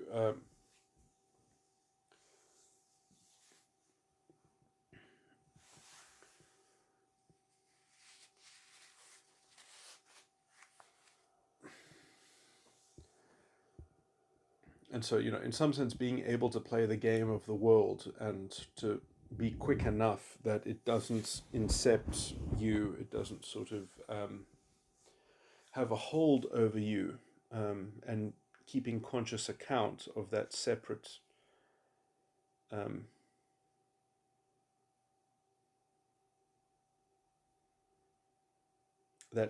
script. But then, in some sense, there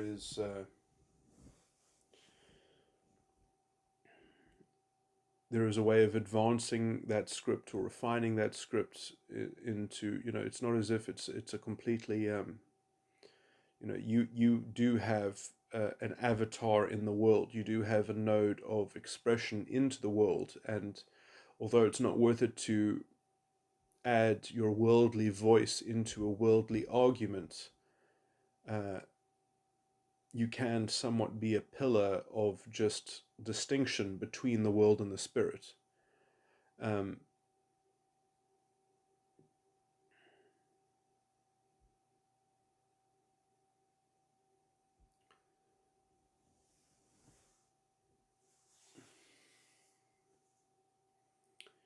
which is, maybe some kind of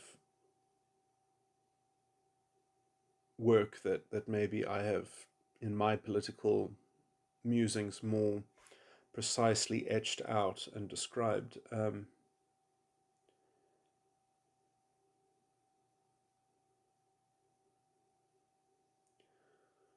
Or at least attempted to, but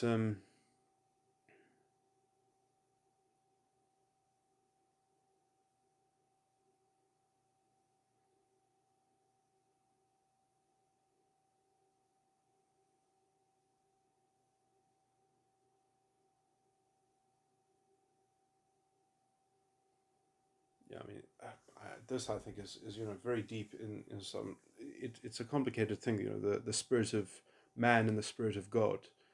That at the beginning of creation, two spirits went out into the world.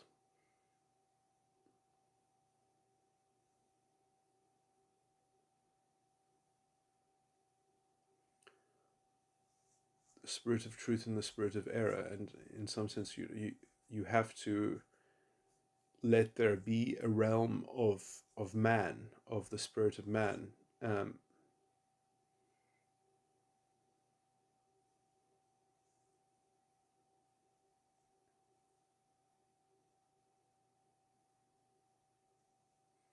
so that they can still be, in some sense, you have to conserve the category of the spirit of man, so that there is always a potential for a spirit of man to transmutate into the Son of Man. So, and that is how people are extracted from the world. Um,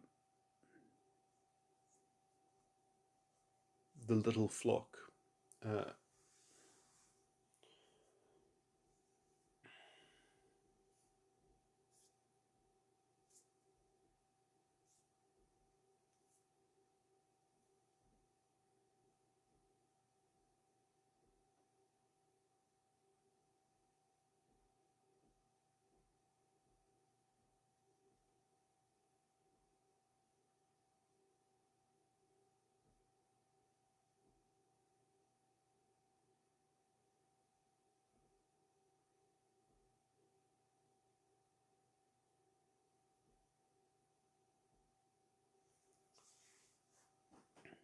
I'm just trying to think. So uh, I made this recording because I wanted it to be a clarification over the subconscious.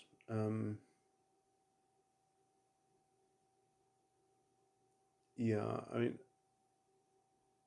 and I think also in particular I wanted to talk about something else, which is I spoke about addiction, I spoke about humor, I spoke about sexual intimacy, but I didn't talk that much about culture and essentially cultural conventions being encoded within communication. That sort of the process of communication itself, like yeah, that culture is reified belief. And so sorry, did I say culture is reified? I meant to say communication is reified belief. And so, in this way, the pattern of our communication, or if there is a consistency within a certain communication, that is, I think, generally what is the actual substrate of calling something a culture. A culture will be some kind of consistency within some pattern of how people communicate, and in that the communication is representative of, is the reification of some belief or some particular belief or set of beliefs.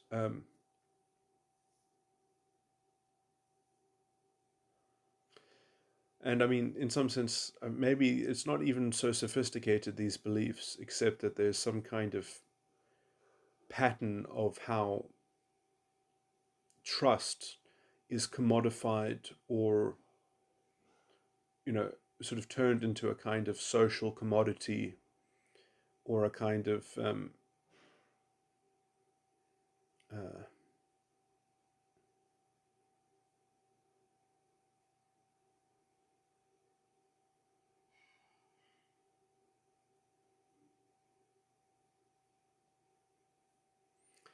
a lot of this stuff is sounding a lot like identity politics. And, in terms of this psychological aspect, um, there are some aspects of that. I mean, obviously, the thing is that you can't sort of you can't abstractly rail against this. You can't abstractly come up with a solution to this. There is no general solution to this, because you have to confront it as an individual. You have to confront the belief in particular. You have to discern about the belief in particular and make some kind of judgment on it. At which point you're fighting belief with belief. You're wishing to substitute one belief for another. There is no simple technical extrication from the system. Abstracting it doesn't lead you anywhere into coming into a resolution of it. Um, Turning it into an overarching procedural interaction, or sort of generalized abstract process is just kind of a dehumanization almost. But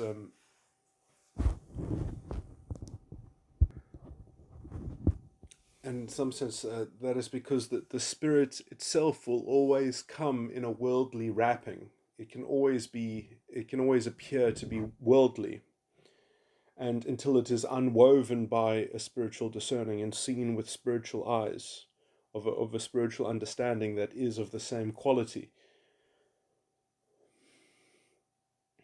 That is in the same spiritual condition, that is in the same spiritual class, or caste, or family, I guess, or culture. But this doesn't. So,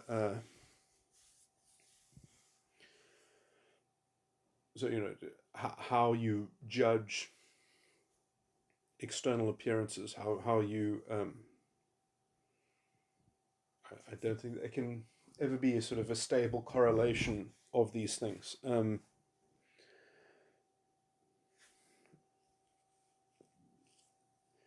Anyway, so someone at some point has to say, well, this is what it means. And the reason why it means that is because that is what I see. So it's a humble kind of claim to make, and it's also a claim that's open to correction and revision and quickening, in some sense, because it's something that can hear what somebody else sees and then maybe even synthesize that, or eat that, and spiritually grow from that.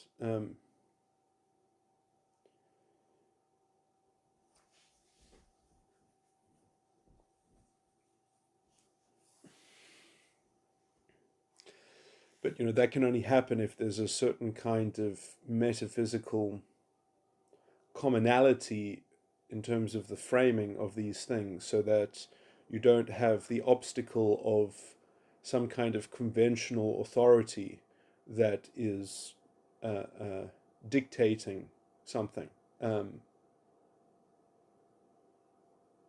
only works in the concert of freedom and actual consent to engage openly, as it were. Mm.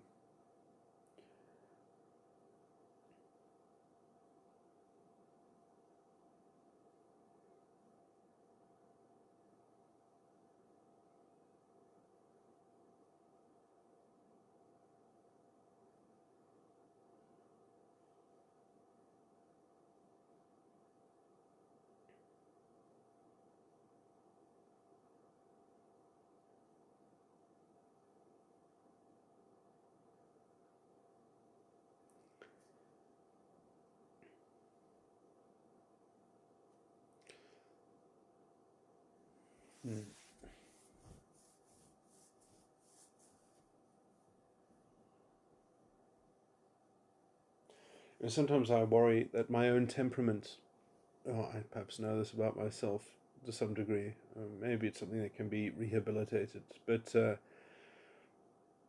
and I think this has to do with being a meta type 13, is that, and this I think has to do specifically with my subconscious. My subconscious parent function is TE10, and my subconscious core is FE7, which is tracing an image of FE1, so which is what will be.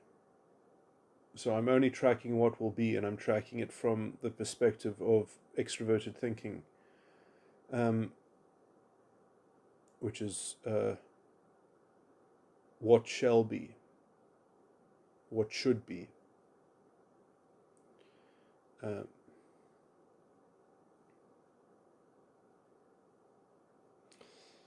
and in some sense, that's fundamentally a very judicious, limited form of judgment. That judgment is very much, in some sense, I mean, I can almost imagine that if I didn't have the problem of the world to fix, I wouldn't really have an internal motivational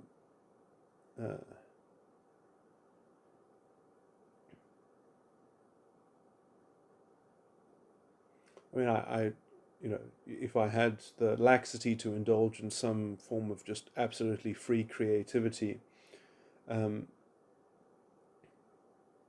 it seems to me that I always need the inspiration of somebody else to model it off of, to have a participant.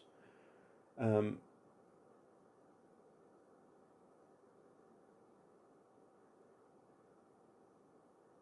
I mean, that might just be something about basic communication. Um, that there's no point in speaking if there's no one to address it to. And if art is a communication, then, you'd have to posit telling it to yourself or something.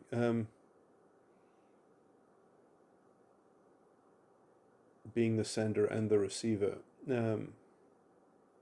I guess not. I think I could invent some things to be creative about. But yeah, I mean,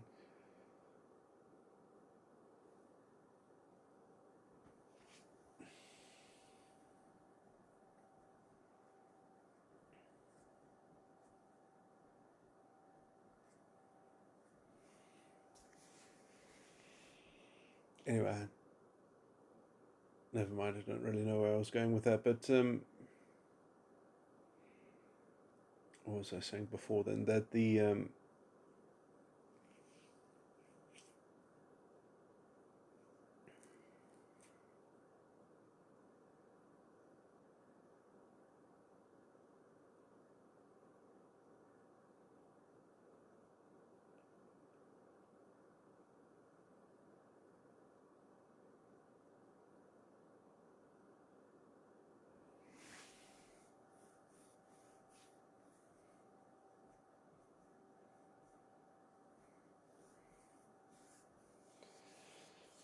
yeah, I mean, maybe I'm just worried that, well, if you fix the false ego complex, then how do you occupy yourself in the complete sort of realm of freedom, other than responsibly, being taxed by the spiritual work that is required by, sort of having an identity in the world? Um,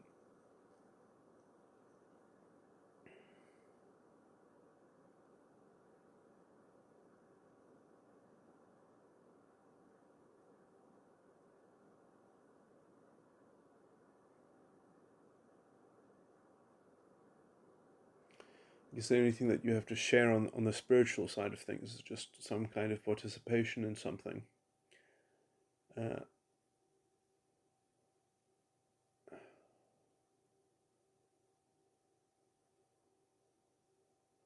some kind of communion, sort of creative.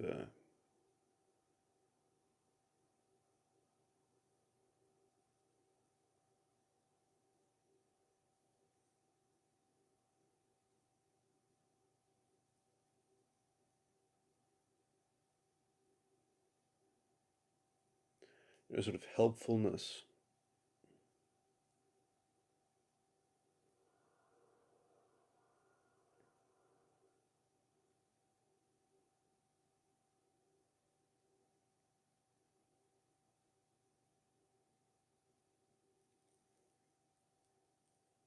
Which I guess, I mean, in some sense, could, like a collective pedagogy in some sense. Uh,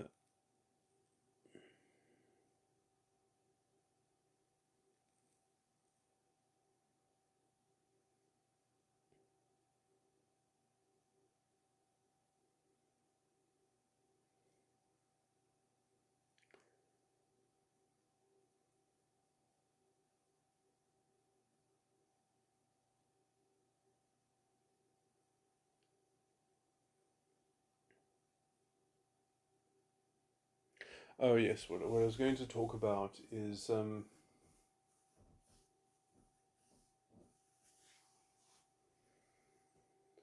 kind of cultural uh,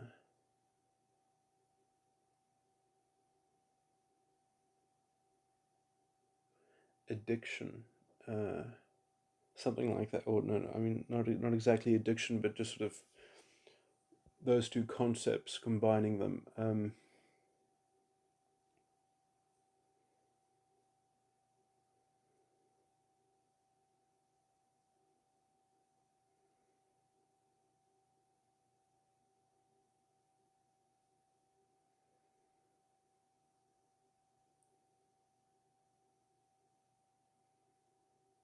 Anyway, I mean, there's something about identity politics in there, but I was also just thinking about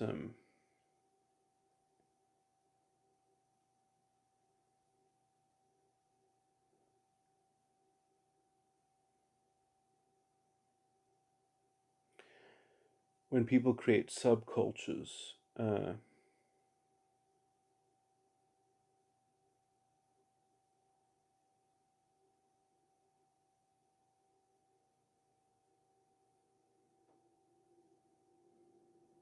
That they're trying to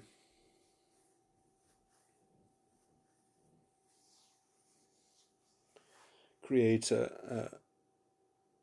perhaps like a worldly dominion, or a particular or associative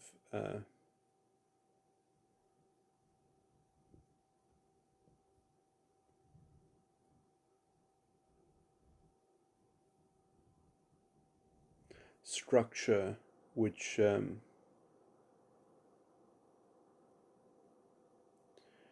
probably facilitates a kind of compartmentalized ego, where some section of the ego is suspended,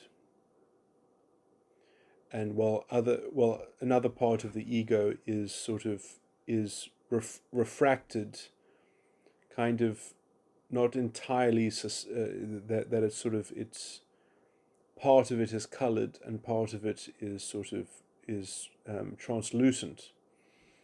So it kind of, part of the ego gets emphasized, another part of the ego gets sort of contracted, and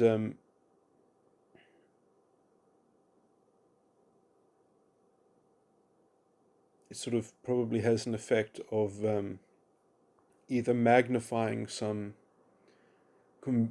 convenient part of the ego, or um,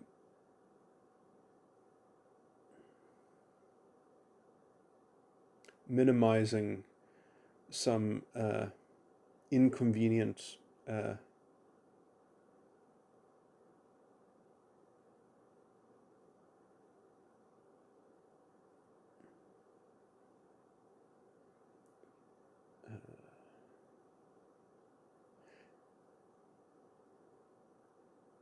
and in some sense, yeah, I do think that the subconscious has an ability to.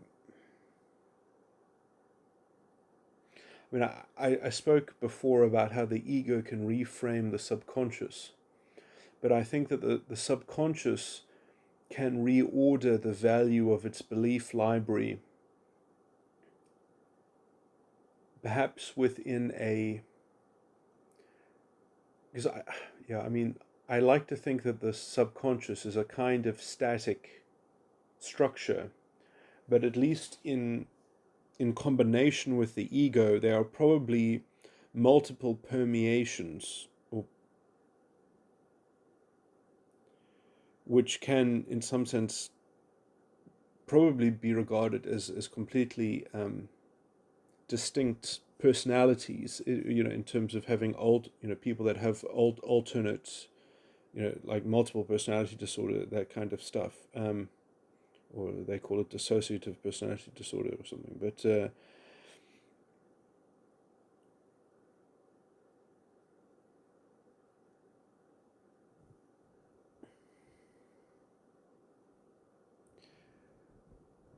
that in some sense this is a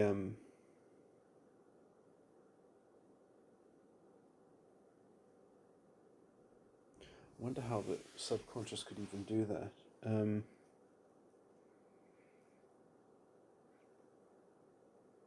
Because in some sense it's very quickly redistributing the kind of the interlaced value within beliefs and shifting them around into different weightings, that is creating, ostensibly from the ego's perspective, a completely different constellation of a subconscious, which is really the core of the personality, or the identity of the person.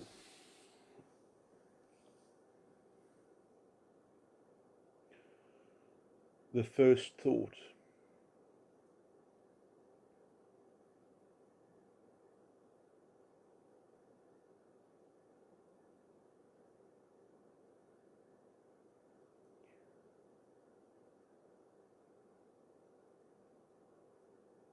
So, I mean, this is why I always think borderlines are so obviously, kind of perpetrating what it is that they're doing, because in some sense, their subconscious, I think, is completely persistent. They have a completely consistent subconscious. They are just,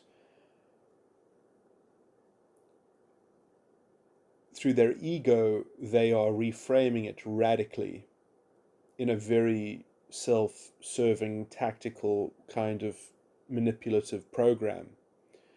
Whereas what I was just trying to talk about with people that try to cultivate life in a compartmentalized fashion through different subcultures, or through having a kind of compartmentalized existence between different, kind of associative spheres, or something like that, which can also be done through fantasy or delusion, perhaps, or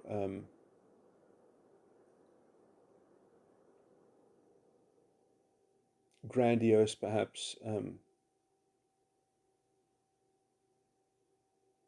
pretensions,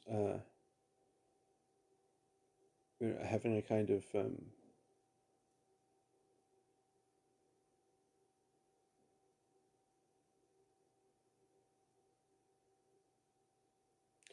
some sense. I mean, I can imagine that people can try to craft a part of the world which is very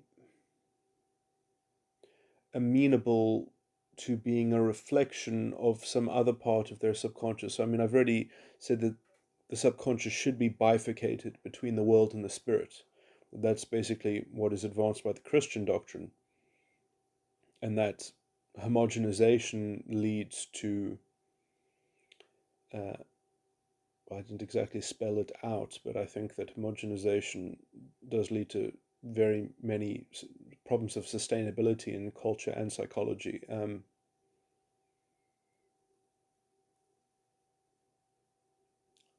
But leaving that, without going into that into too much detail,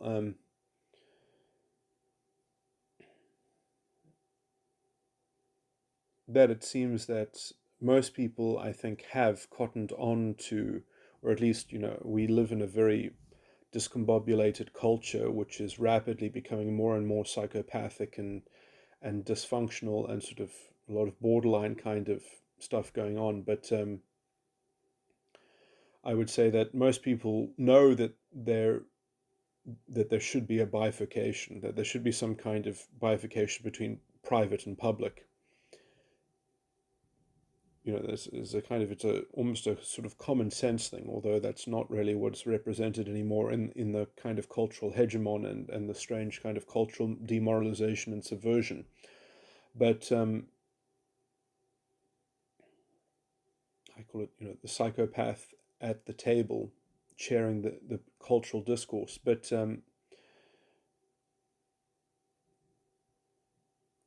I think that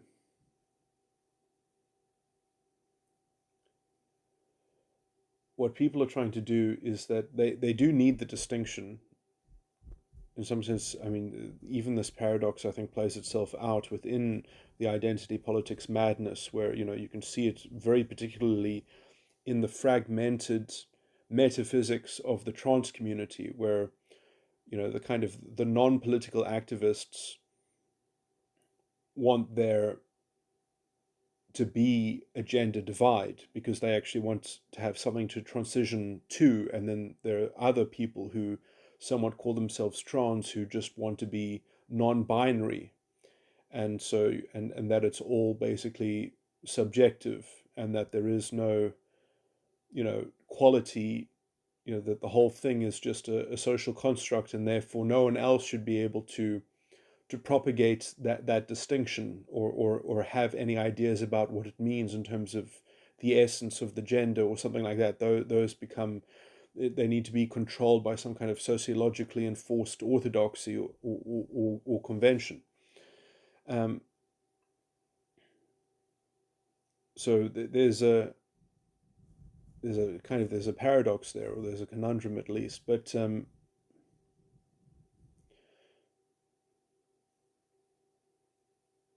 in some sense,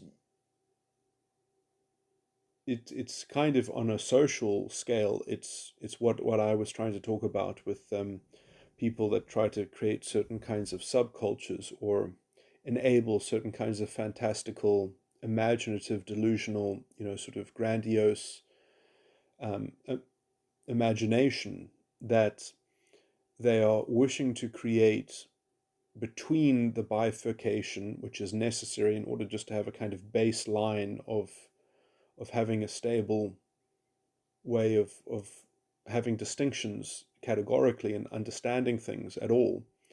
And then they want to have a mixture of the two. They do want to have a homogenized subculture on some level that allows, which in some sense will always be a kind of insane playpen, because it will never be able to kind of gratify itself in any kind of sustainable way that it actually sustains its own, because it is going to break down its own distinctions. In some sense, it's going to be the fantasy play of also what I spoke about in the last recording in terms of how addicts exhaust or deform their unconscious side of the mind, because you end up sort of having to lose sight of, for that sense of that you do things. What is the thing that you're doing, because you can't even define that, because the subconscious has been um, destroying the distinctions that allow you to even track um,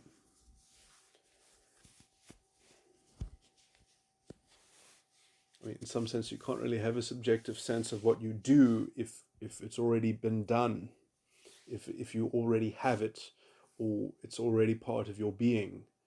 So there's this thing that if your belief is not part of the process of becoming, but is already something that needs to have arrived, that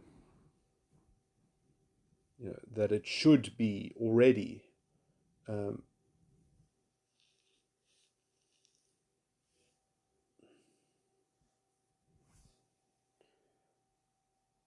then you're not using your psychology as it sort of as it is made to function, which is that the subconscious, in some sense, is uh, part of a computational, or it is a component which is, um, I mean, it's got this weird thing, because sort of the a tracing of the agency in the subconscious is the core of the ego, and a tracing of the ego's agency is the core or the base of the subconscious.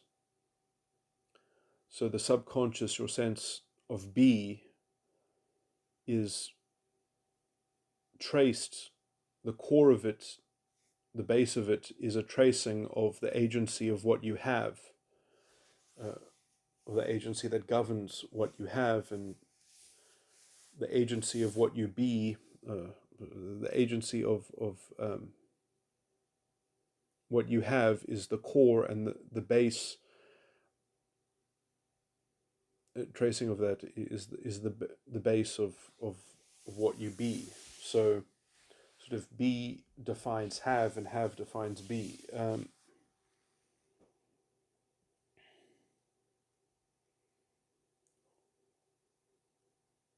At least as its starting kernel. Um, and so obviously the actual internal activity is very important, and that is something that has to sort of be chosen and such. But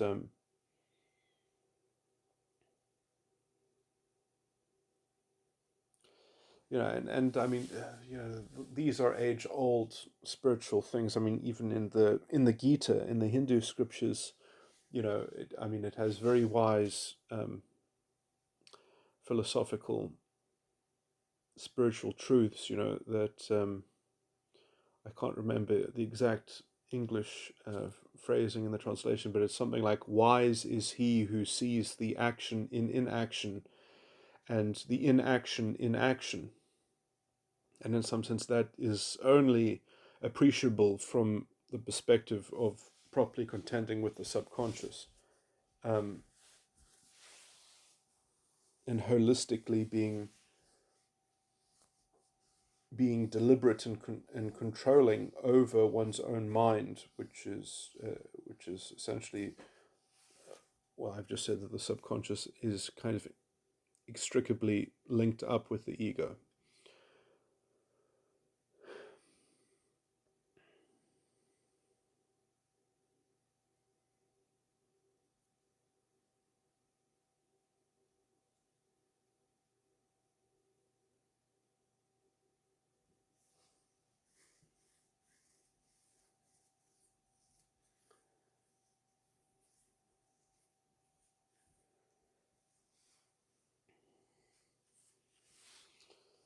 Maybe the whole thing is just to get the ego in better shape, because it was sort of under the control of the things that it was unconscious about in terms of the content in its superego. But after you find out the origin story of the ego and you work out its kind of the thing that it was trying to mimic, that you can sort of unburden it from that. But the thing that needs to sort of be unburdened is the let's say the natural response of the subconscious, which was, let's say, the naive and native sense of self that sort of grew up in, which in some sense had to be ignored after it grew up so that you could understand the full maniacal aspects of all the other structures, and then you could go back and render some healing to the subconscious, in giving it the right comportment, the right levers of freedom, so that when they are used, they're not accelerating or exacerbating some kind of dysfunction between the unconscious, the ego, and the superego. That those things have to sort of be integrated and understood well enough so that the subconscious can then be actualized, as the core native true sort of sense of self that has this now revised origin story of a kind of a salvaged and ameliorated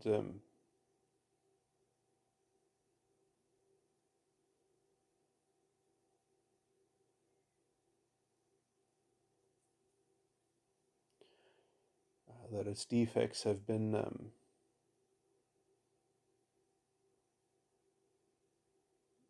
sort of troubleshooted, in terms of those three sides of the mind: the unconscious, the ego, and the superego, so that the subconscious can safely correspond and interact with those things then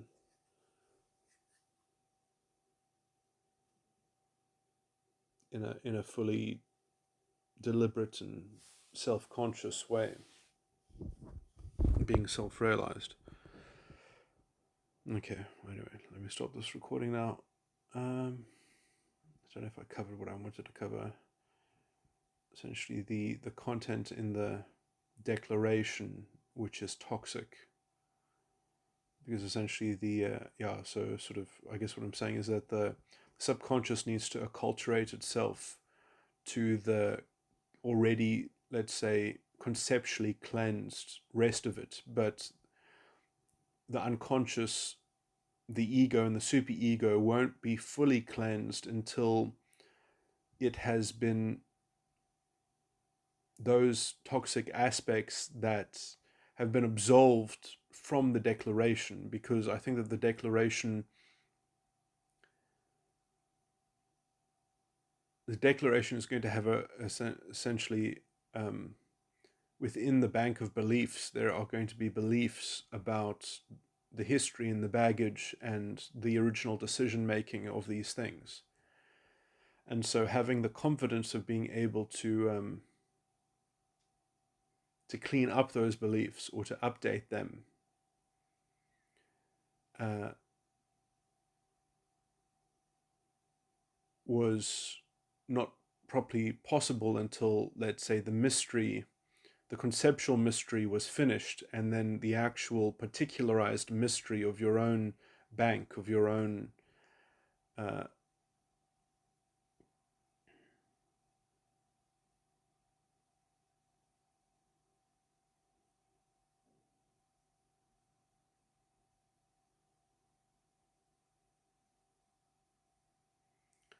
can then be demystified and absolved, can effectively be erased in some sense. The blotch of the value in those beliefs about your own history or about your own record of your own decision making, or whatever. Because in some sense, you don't know what you're doing because you don't know how it affects the other sides of the mind to some degree. So until you have a clear view of how all the other sides of the mind work and are integrated, then you can actually confidently have control, a kind of conscious control of your own subconscious, and muster a kind of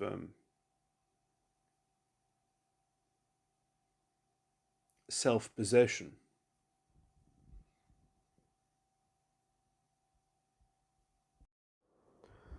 Okay, this is now yet another addendum. I just want to quickly clean up something that I said. Well, no, I just want to add something to what I said. So, what I was trying to make a point about when I was saying that, that fundamentally everything has the appearance, or can have the appearance, of a worldly. Everything comes in the form of some kind of worldly wrapping, which has to, and in some sense that is part of. That is why spirituality firstly is confronted as a mystery, to disassociate the world from the spirit and to discern between these things. So yeah, that essentially uh,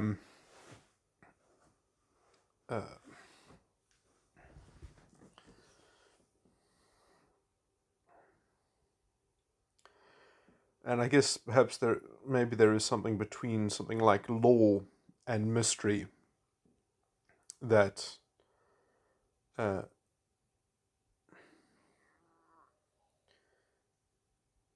that kind of, without the backbone that law provides, mystery just immediately collapses into a narrative that it's impossible to extricate yourself from, which is why law is something of a mystery, one of the prime exemplar mysteries, or something like that. The mystery of that law exemplifies a good metaphor of what the spirit is, in a kind of worldly analogy. Anyway, so it's important to have law so that there can be a mystery about the law, so that you can have a signpost towards the spiritual, um, a holy spiritual realm. And now I want to talk about um, holy meaning separated uh, from what is unholy.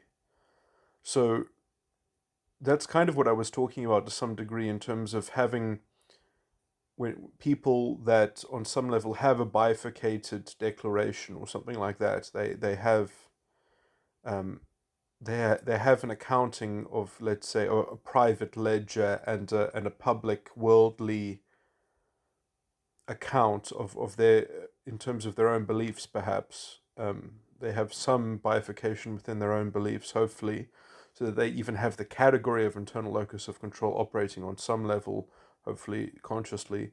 Um, but that there is this tendency to mix up the two and to try to homogenize them. And I think that homogenized thing might even be linked with the concept of the bread, the leavened, the bread that has to be eaten by the communion so that it can be digested collectively in a kind of collective pedagogy, which is also probably connected to essentially the gift of the priest in terms of helping to propagate understanding, spiritual discerning over what is the leavened part of your life. And maybe that is also has some mystery within it, that there is a mystery within the bread that people produce of yearning towards some higher synthesis or transcendence of advancing in the world,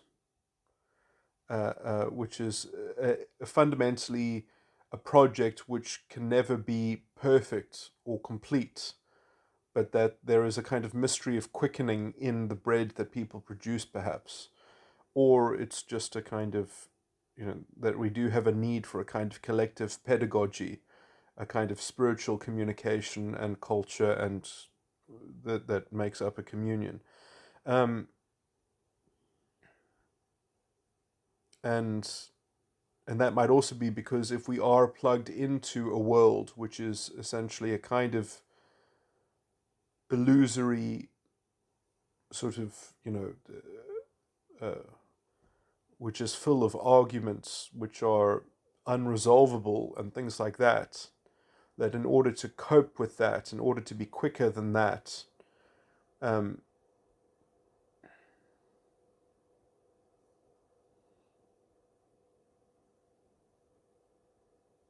and not be sucked into it and incepted into it, requires some kind of active communication, and culture of a kind of collective pedagogy, um, or a spiritual culture.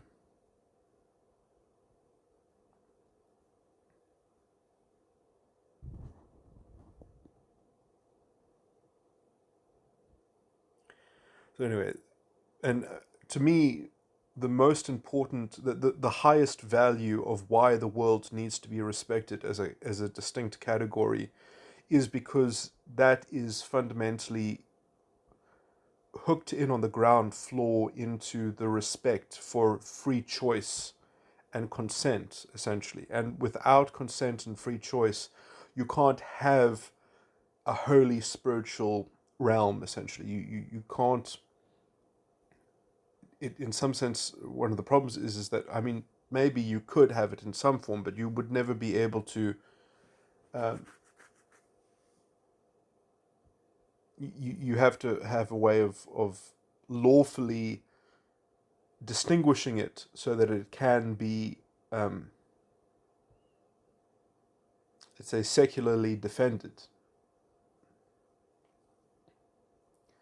So, I mean, yeah, I mean, this is perhaps strange that, I do propose and I do, in some sense, demand within this ideology that essentially the world has to be ordered in some certain ways. It has to have some certain scaffolding in it, and it should be participated in and have some certain structures in it that are essentially the scaffolding and the outline to having a real freedom of association that has a real,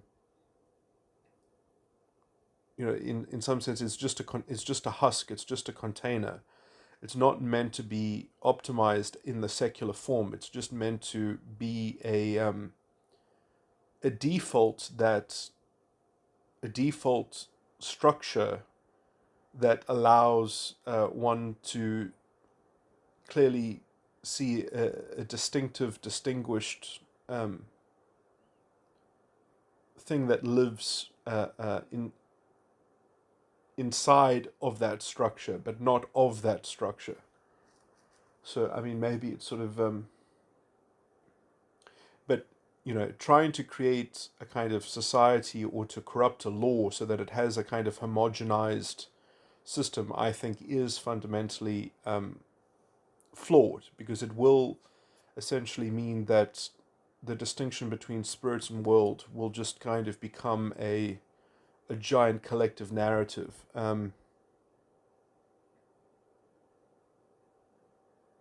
that people will be banished into a kind of mystery that will essentially never be understood in terms of their own internal locus of control. It sort of will just be part of some general program.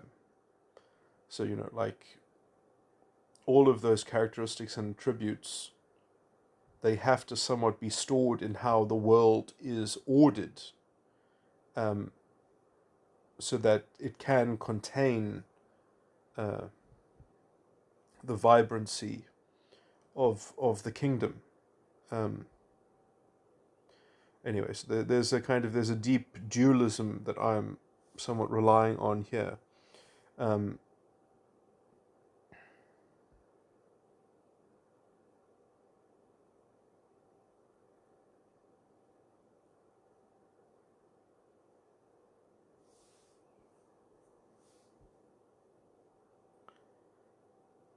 that even perhaps has a kind of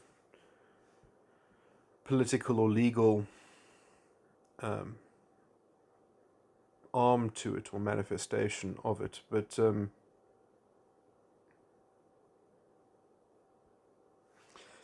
this in some sense doesn't have to be perfectly reflected in the government, but it has to, I think, be perfectly reflected in the legal system. And the legal system has to have a kind of, does need this plugged into it, or as its core operating structure. Otherwise, I think you will propagate a kind of unstable cultural, psychological vacillation or oscillation between uh, I mean, I do think that these themes have been with us for a while, essentially, because I do think that the culture gets as corrupt as the legal system, as what is reflected to the individual about itself, about the intrinsic integrity or dignity of the individual. Essentially, that the world is not being properly respected um, in a way that can allow for the spirit to be properly exalted. And so we have this kind of natural oscillation in how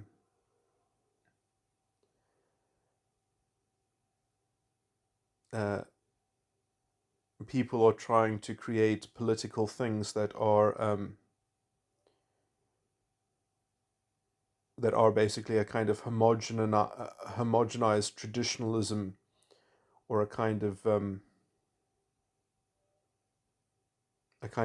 homogenous moral authority. Uh,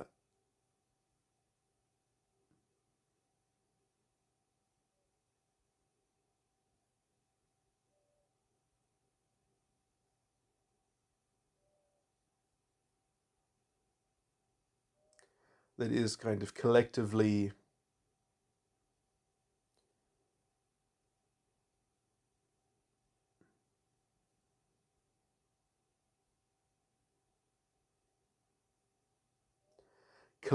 believed in, and you are a possession of the collective. Um,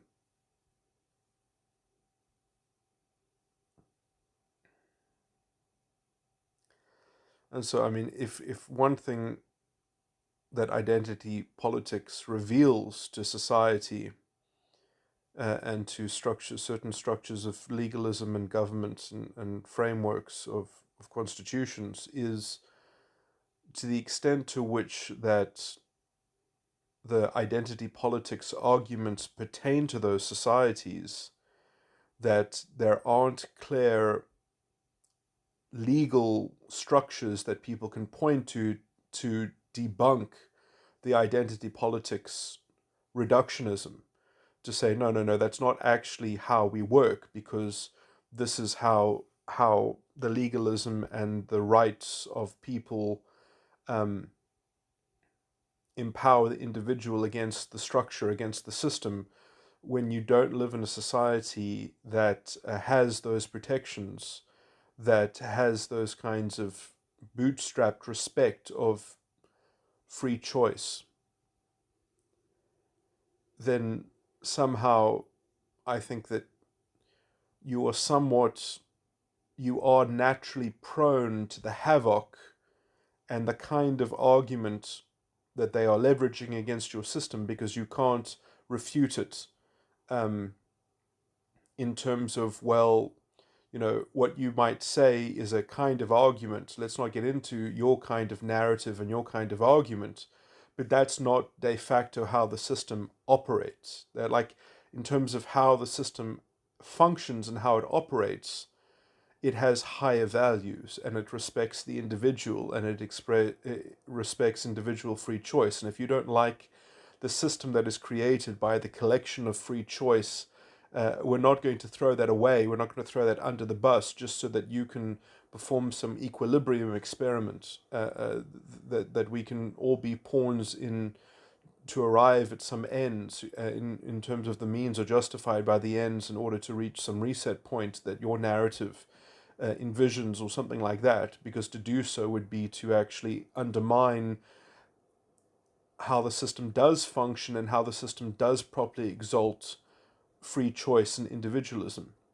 But because the system itself is fundamentally, um, has too much power to decree a moral authority for the collective, and the individual doesn't have a form of resistance against that kind of democratic mandate, because there isn't a clear demarcation of a kind of moral segregation, of a kind of moral self-possession of the citizenry, um, that have very clear defensible rights against the state. Um,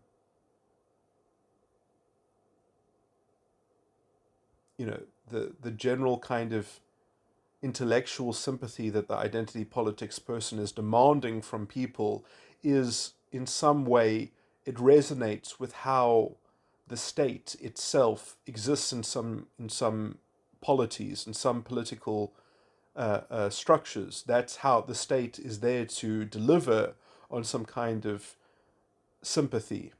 America is maybe a slightly special case, because in some sense you could say, well, we expect the culture and the belief of the people themselves to be a check against falling in to that temptation, that essentially that they would not vote in a government that would overstep and that would, um, get people hooked and dependent on a kind of runaway codependency with the state, and demanding the state sort of be a nanny and constantly, not seek to help people be independent, but instead to provide them with a kind of ongoing subsistence, and support, and a kind of pedagogy as well, which in some sense threatens the independence of the culture itself.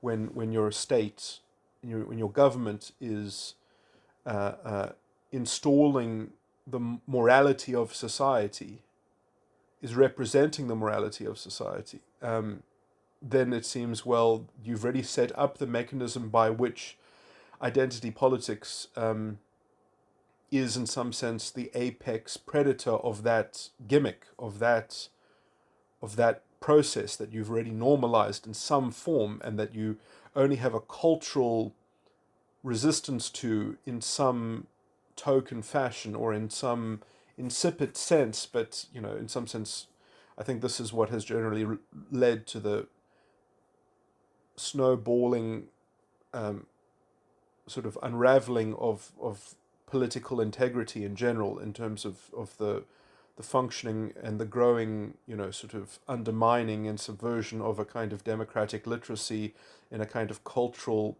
homogenization of, um, that has blurred the lines of these basic distinctions.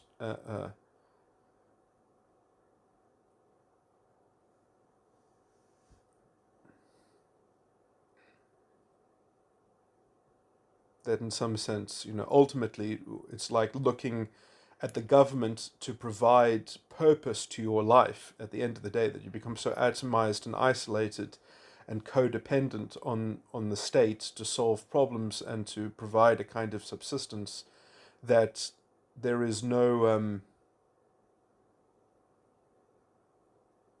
and in some sense, the government has inclined towards that,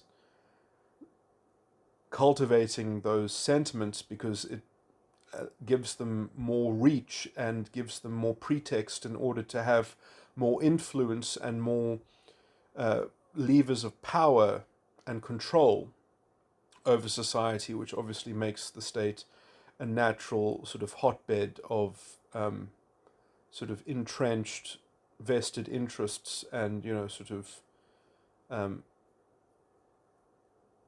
I mean this crops up in other aspects as well. Whenever you see elected officials sort of talking to other appointed sort of positions, the people that are appointed to very important roles, or that are heads of important institutions, and they can't actually give straight, honest answers to things because they have to not comment on things that are sort of politically controversial.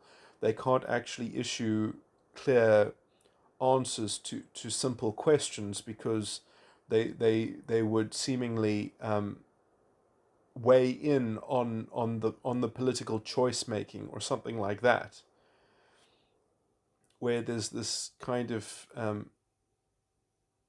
anyways, it's almost like a kind of selective honesty, or where how one type of official won't comment on the decisions of another type of official or something like that, and or not even the decisions, but anticipating or talking about what certain things might mean in terms of hypothetical, sort of.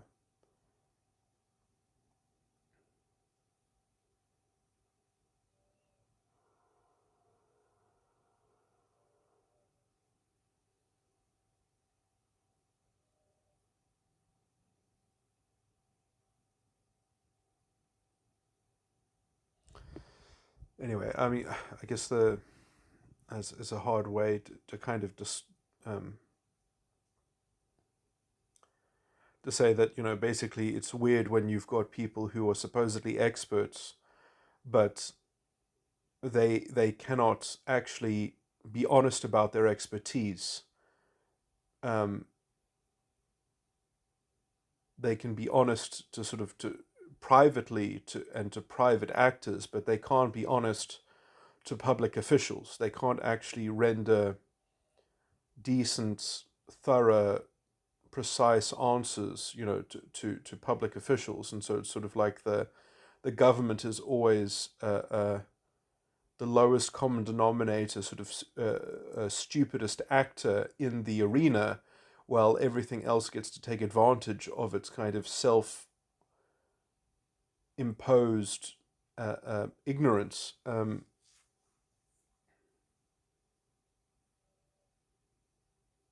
Sort of the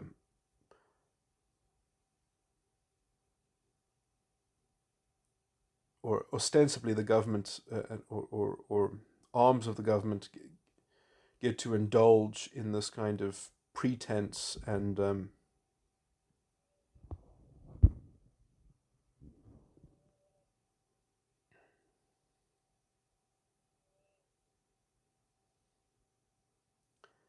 of because there's this thing in law that knowledge is intent, and so they get to sort of restrict the things that they can claim to know.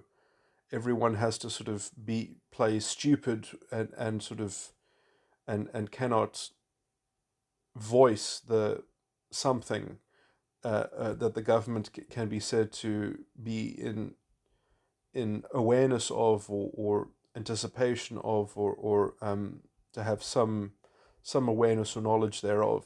So it's sort of it has the most sort of impoverished kind of discourse. Um,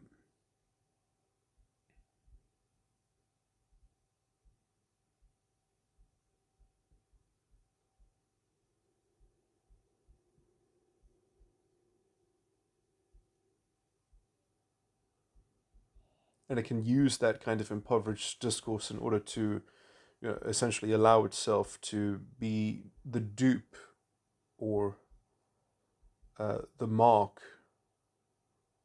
to facilitate other people's interests, or that have kind of designed the morality play. Anyway,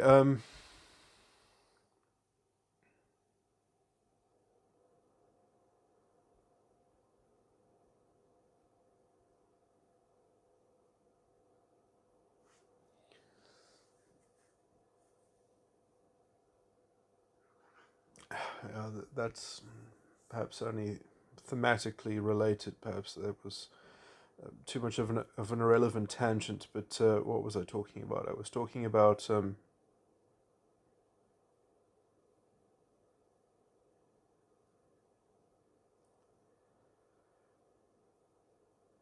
how the state has created this unholy homogenization of roles, which ends up sort of shaking. I wanted to make this point as well, which is that, maybe this is also the instinctual reason why conservatives have wanted there to be, or traditionalists have wanted there to be, restrictions on sexual media, is because if you allow sexuality to become a staple part of, like, the media landscape, or let's say the diet, you've put it in the attention, the cultural diet. You've created an appetite in the cultural diet for a kind of sexualization of a common sexualization.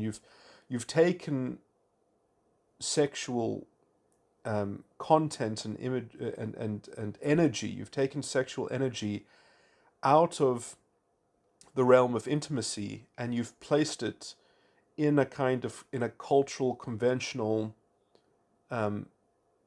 You've created a kind of an environmental signal that is sort of maybe inculcating a kind of subconscious belief around expressing what would otherwise be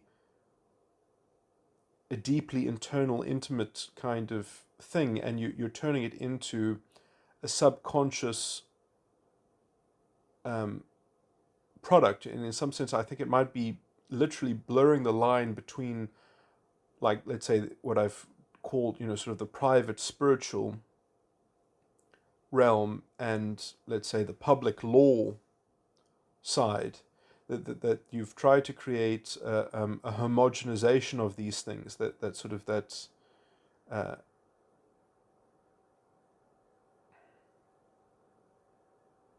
that sexual content should relate to your worldly identity, and that it should be part of your aura, uh, because it has a kind of cultural value and a cultural status attached to it. It has a societal encoded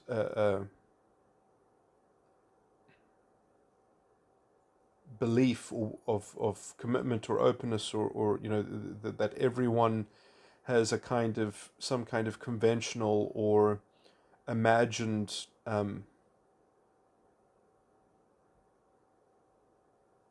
correlation to or with.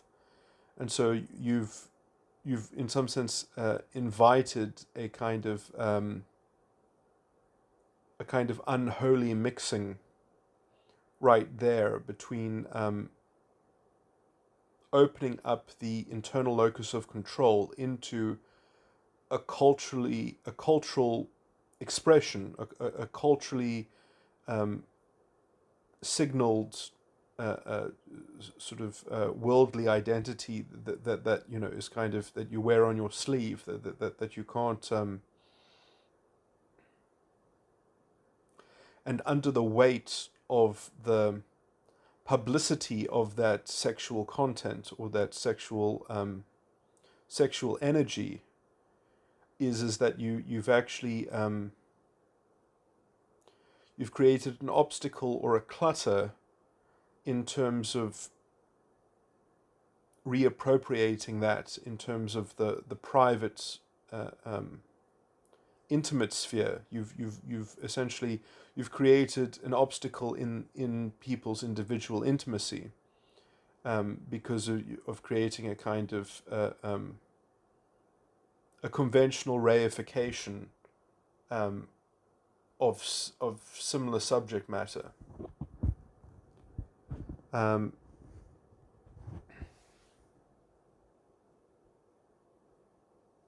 anyway, that obstacle to intimacy, or to into having that subject be comported privately, and dealt with privately, uh, is then perhaps an invitation to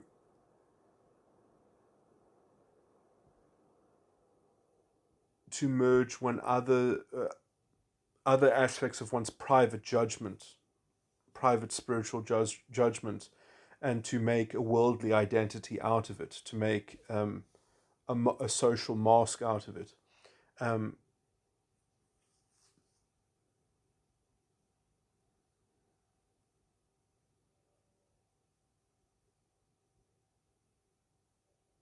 I do think that that's essentially almost the nature of what I keep on calling sort of cultural fascistic values, is that people, they don't have a private, um, they don't have private judgments. It's all uh, they don't have a bifurcated, well, I mean, in some sense they still do have a bifurcated subconscious, but it's sort of their outwardly expressive worldly identity pretends that there isn't a private side, but they end up having a secret private side.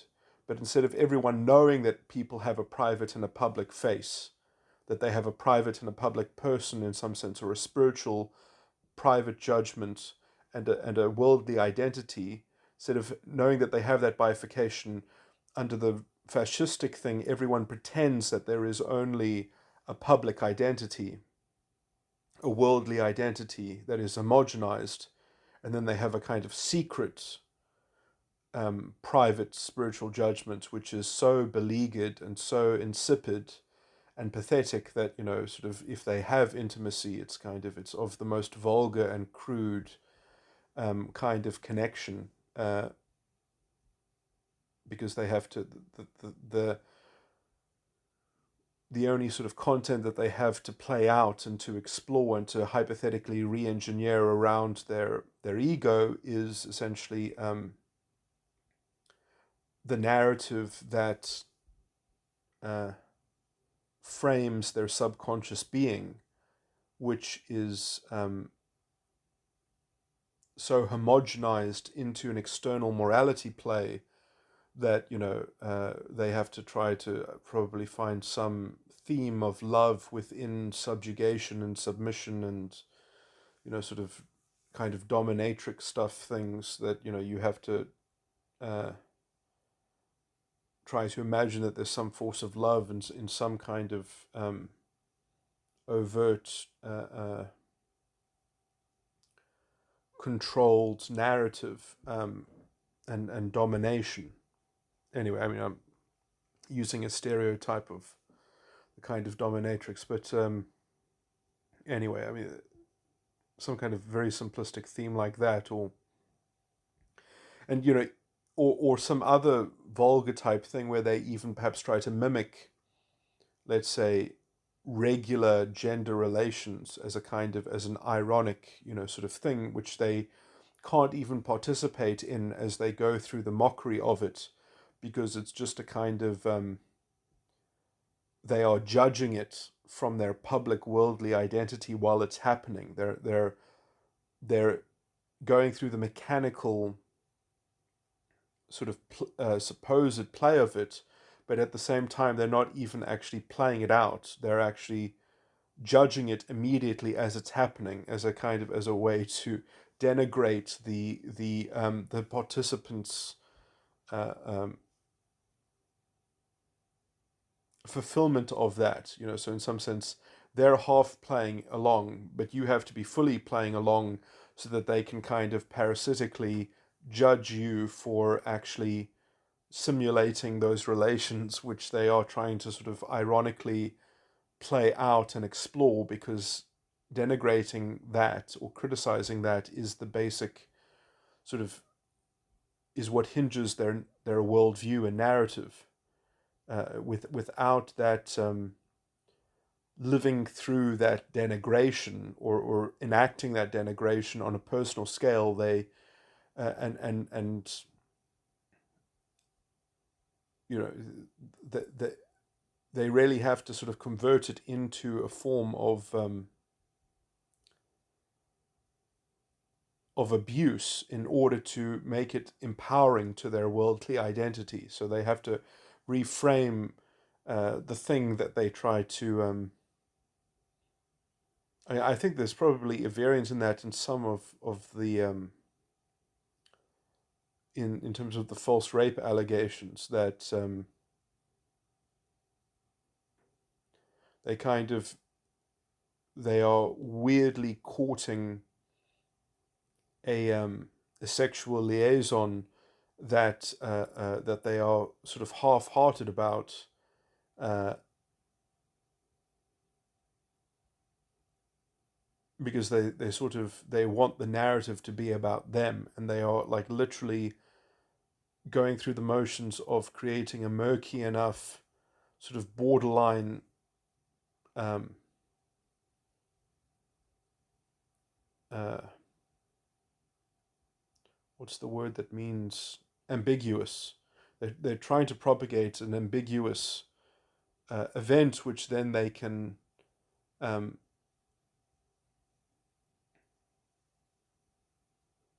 post hoc sort of revise and reframe as a kind of personal victim.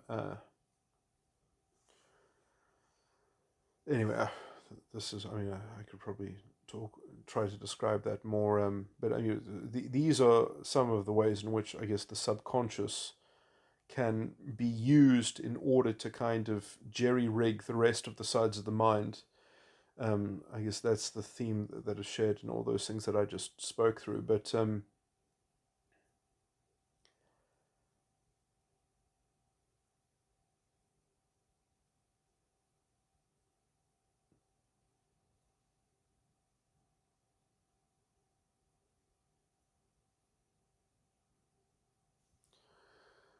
yeah, I think that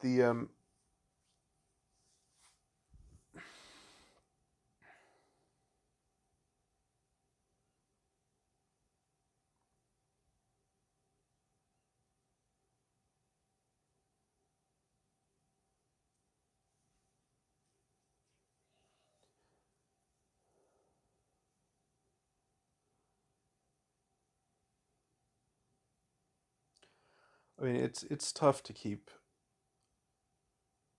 sex out of culture. I mean, what would that even mean? I guess the Victorians had to put dresses on furniture because of the curves of the furniture or something like that. So I guess if you're it really depends on what you're looking for, but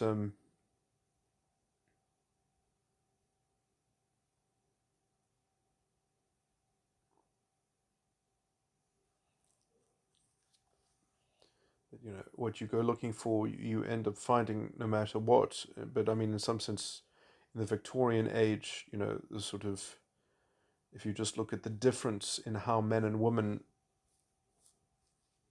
dressed themselves, the such a high degree of distinction between the genders. It's almost as if they're like completely different species.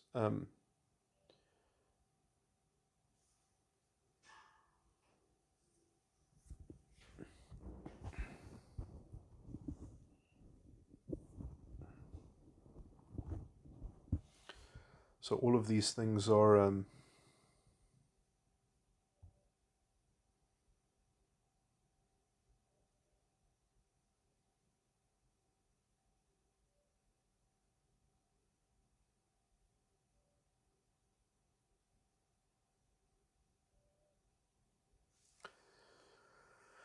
Yeah, I mean, there was such a stark idea of the distinctiveness of the differences between the sexes.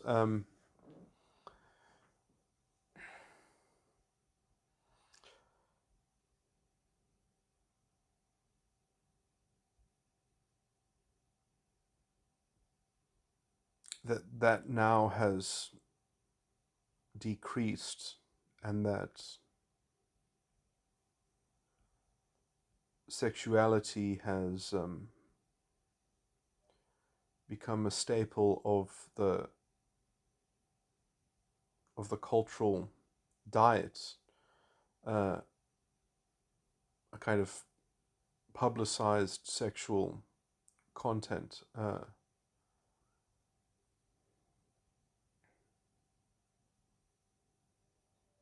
Hmm.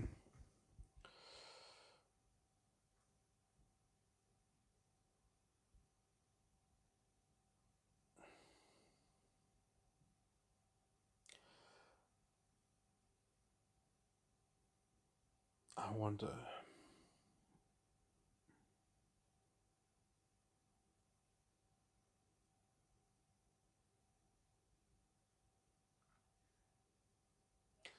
I mean, I guess there's a reason why. I mean, still, I guess that is the main criteria of. I mean, it's always been spoken of in America that the ratings agencies from movies, you can kill people in a movie. You can maim them. They can bleed. You can have gore, and you can get a much lower rating than if there is nudity or sex. Uh,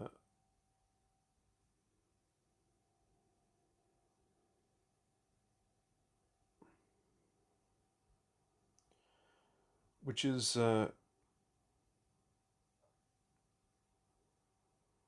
weirdly kind of. It's. I mean, I guess now I'm going to slightly contradict what I just said, but it's almost strange that there's so much sexual content in the culture, and what I mean in terms of the mainstream culture, using sex to sell things, um,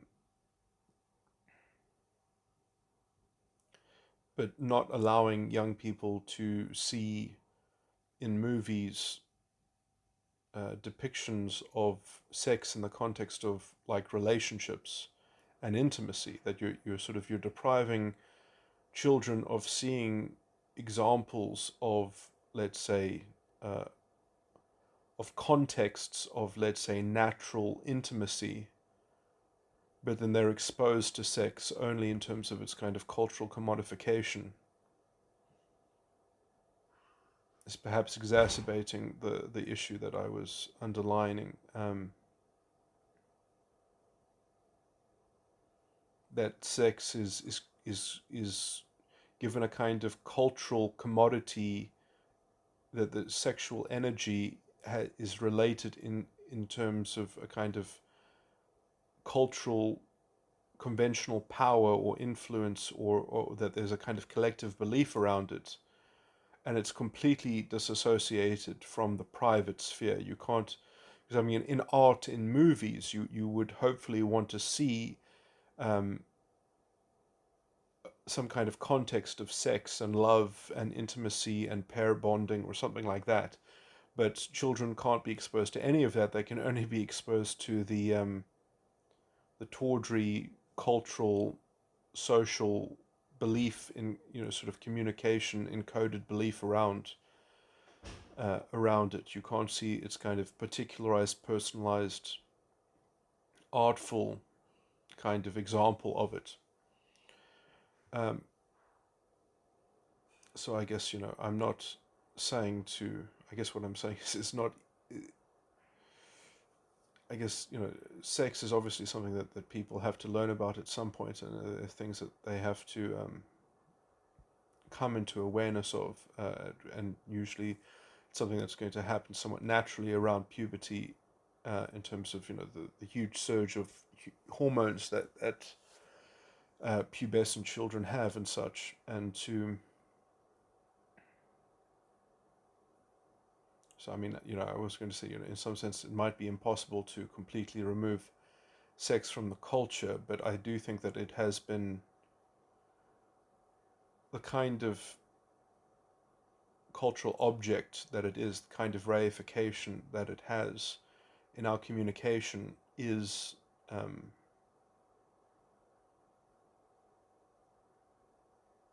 despondent in terms of an actual healthy use of sex. Now, I'm talking about the subject so much. In that it takes on a kind of, that its purpose is not private, that the purpose of sex is part of the worldly identity and a kind of public social persona, or that it doesn't have any register on the private scale of your own discerning and spiritual judgment. So, I mean, I guess what I'm talking about is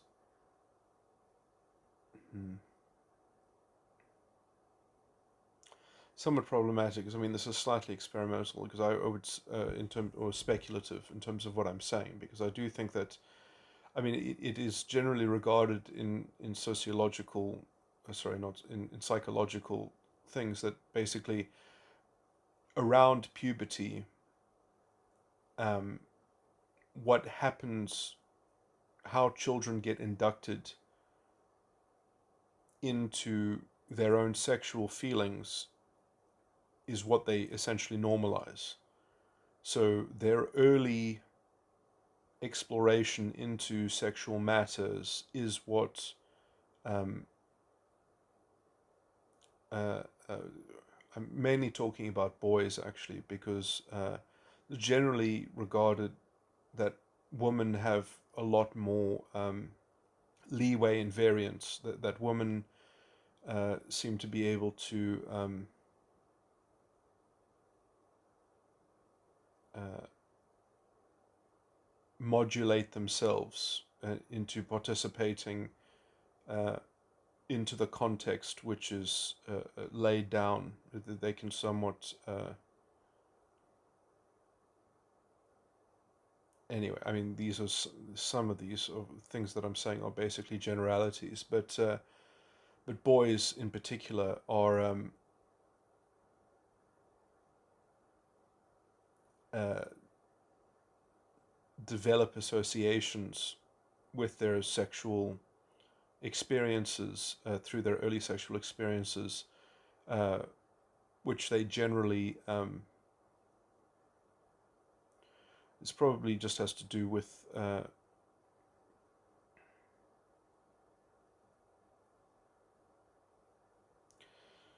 probably has something to do with testosterone as well, but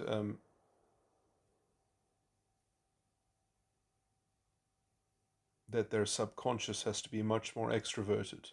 I think that is the general idea, is that the boys and men have to be explicit in their beliefs. They have to own up to them, whereas women can be more passive at masking or shielding them and sort of playing a post hoc sort of manipulation after the fact.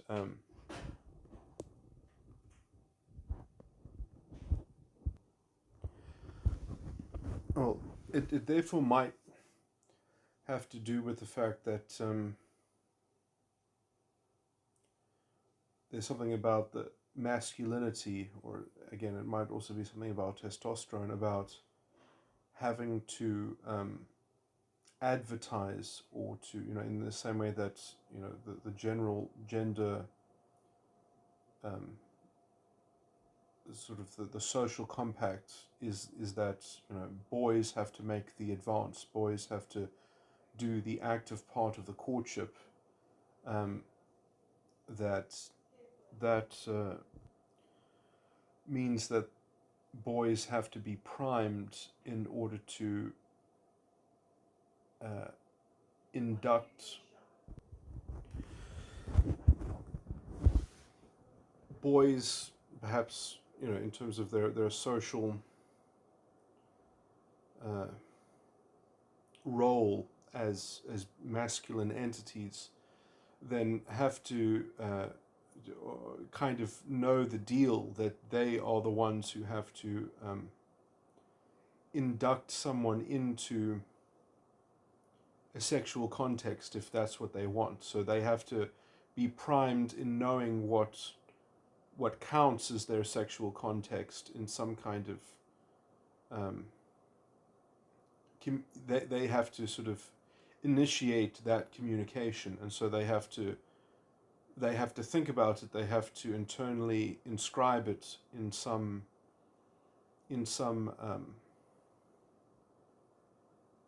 uh, communicable uh, induction that then they have to be willing to express at some point. So they have to work out how to. I mean, maybe when I say communication, it doesn't have to be through voice. It can also be through presentation, through dress, through non-verbal communication, all those sorts of things. And so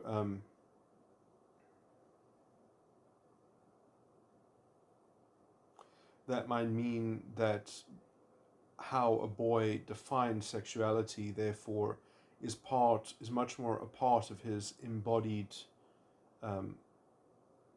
persona, as a commitment or an openness that has to be actively instantiated in terms of inducting other people to join that that part. So in some sense, perhaps masculinity is something like the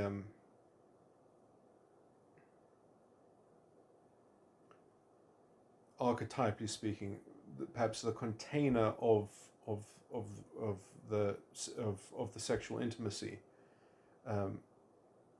and femininity is like the participation in that container, and in some sense, each container has to have its own orderliness, or its own set of content and structure, or something like that, or and so women will have, or girls or women will have their own view as to what they would prefer or what they would like to court, and they probably want a choice, or they want a selection, or they want to do some kind of hypergamy, perhaps. Although I don't.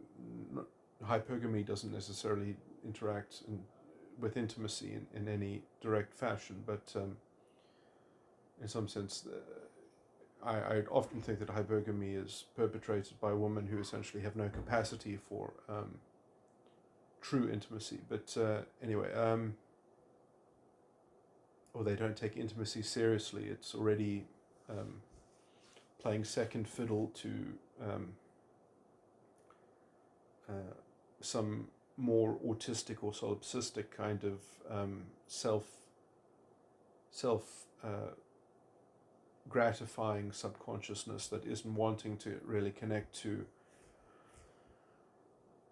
somebody else's, to creating a kind of a private joint entity, or shared unit of a couple, or a family unit, or something. Anyway, so why am I talking about this? So yeah, I guess I was just talking about it because of just describing how. I mean, so I do think that maybe the explicit cultural sexual content that exists, it's not even that that's a problem. It's just that the kind of content that it is something that negates real intimacy, and therefore it has also been a way of de-legitimizing masculinity, that it has sort of undermined and subverted the expression of masculinity. Um,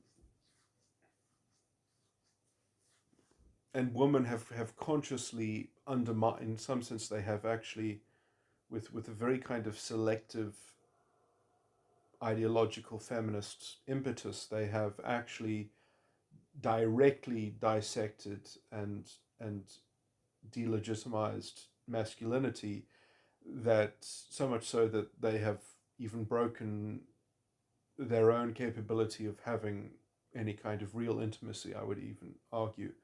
Um, that the kind of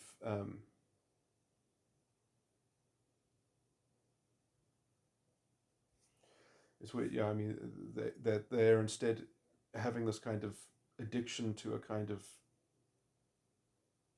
social propagation of a kind of sexual identity in a kind of in a they're playing out their sexuality in their sexual politics.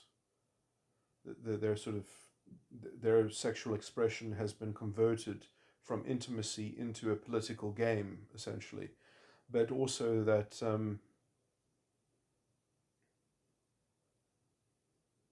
which is in some sense a little bit similar to hypergamy itself, because I think that that's a similar kind of game, that is a kind of sociological game, that is just a sort of unfulfilled and sort of self-defeating in some sense, because it's kind of an addiction to an ulterior form of purpose, which the subconscious is trying to prop up in itself. Um,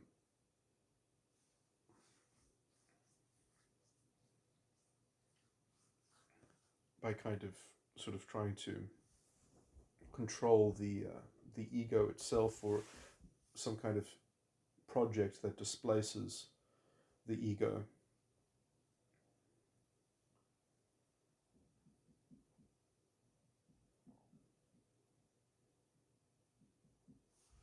Kind of an addictive ulterior project. But I was going to make another important point about man,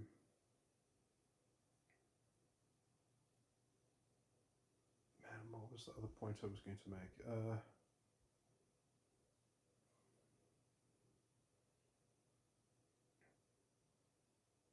Yeah, I mean, this is going to seem like a weird thing to say, but Russell Brand, uh, and maybe he needs to define his terms, and I wouldn't have a disagreement with him. But I think Russell Brand, many people seem to have started thinking that he's got some nice attributes about him. I mean, even Jordan Peterson and Ben Shapiro have recently had sort of interactions with him. Um, it's interesting because I've been talking a lot in these recordings about addiction and things like that, and I think Russell Brand, his he's creating a sociological project to fill the void of this kind of sort of addictive sort of thing. It's in the same way that all the identity, he's another kind of variant of an identity politics person. He has exactly the same type of thinking, and he doesn't have any of the principled qualms that would lead him away from that kind of vitriolic, poisonous ideology. Um, and you can tell this because he vilifies what he calls individualism.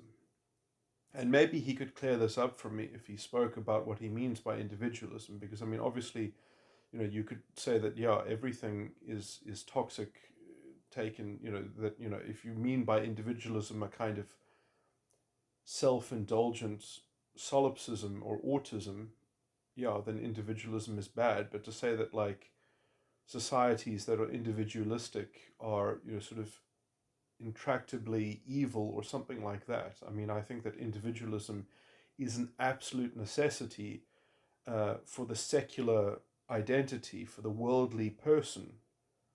because otherwise you can't have a private spiritual judgment that then can be said to have a freedom of association and a free choice. If you're just going to collectivize them into some sociological plan that they have to be homogenized under, and I do think that Russell Brand is one of these homogenizers. He's in the same way that these identitarians want to create cultural edicts that have a kind of morality. I mean, all the things that I say about culture and sex, I mean, these aren't prescriptions. I mean, I'm just literally making comments on them, and exploring them from a psychological perspective.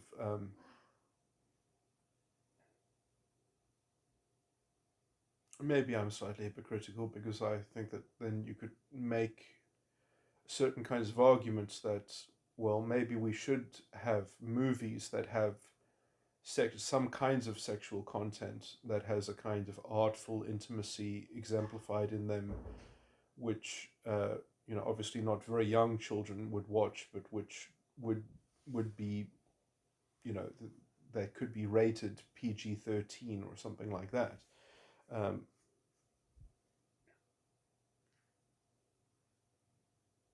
or I mean, I guess if I could choose the age myself, I would maybe say from 11 onwards, that you could have some forms of intimacy, uh,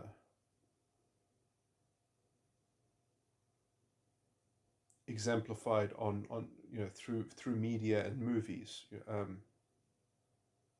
like not overtly dysfunctional forms, or or if there are aspects of dysfunction, that those aspects of dysfunction are very clearly underscored and complained about within the narrative or within the plot, so that there is some idea of sort of anyway, these things are very hard to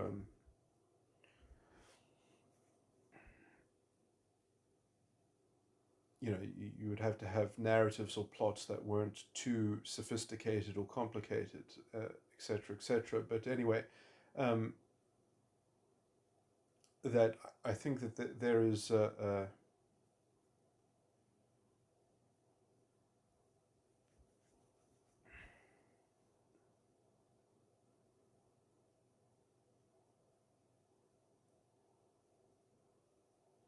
I mean, I would even go so far to say is that there is a lack, and there is a dearth uh, of of that kind of content, which which is creating a current unbalanced uh, landscape. I mean, obviously, you could just, well, parents should speak to their children about this, um, which is which is itself perhaps slightly, I mean, I guess it's that probably is the ideal. The issue is that not everyone has access to the same high standard or quality of parent, and so perhaps there should be a kind of some possibility of extracting some kinds of insight that I am saying is missing in the culture, to have it somewhere in the culture where it can be accessible or located.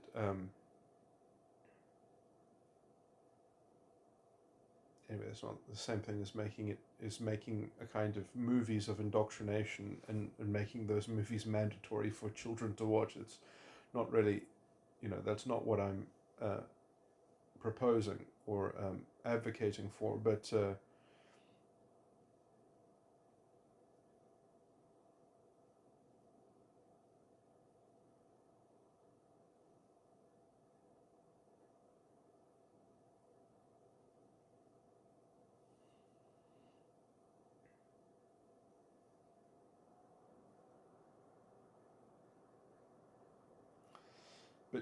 Or to go the other direction would just be essentially to remove sexual content from. from marketing and from any place in society where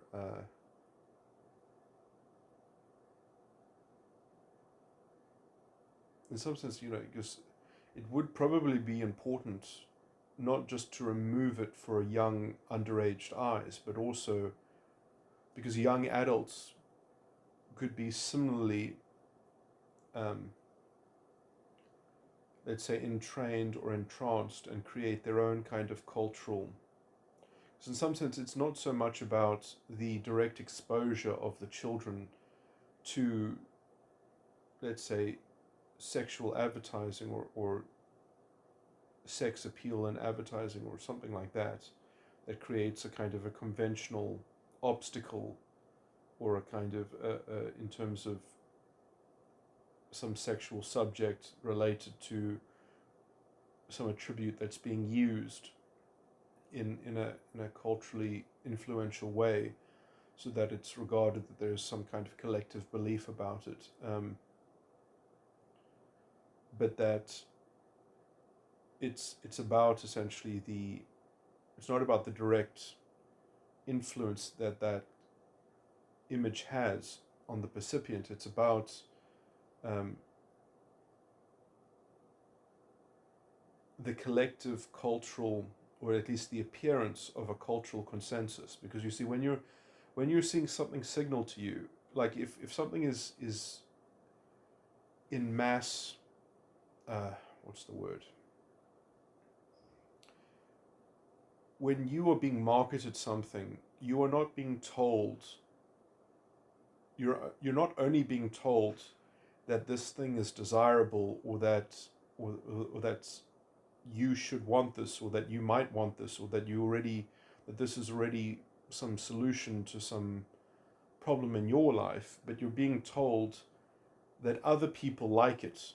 You're being signaled that there is that there is a general appetite for this, that there is a general yearning for this. You're being told that this is intrinsically popular and valuable. So you're being signaled that there is something meritorious or intrinsically, there's a kind of command value, or there's a general opening that people have a high regard for this, for receiving this thing which is likable or popular, or a solution to something. And when you do that with sex, when you commodify sex, and you essentially remove it from the realm of intimacy and turn it into a commercial, transactional coin of influence, you're turning it into a generic, fungible,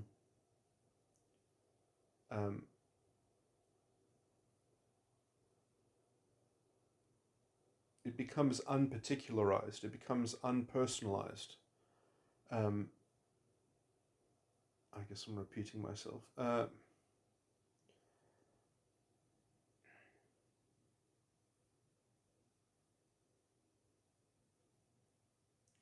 As I've already described, I think that is particularly subversive to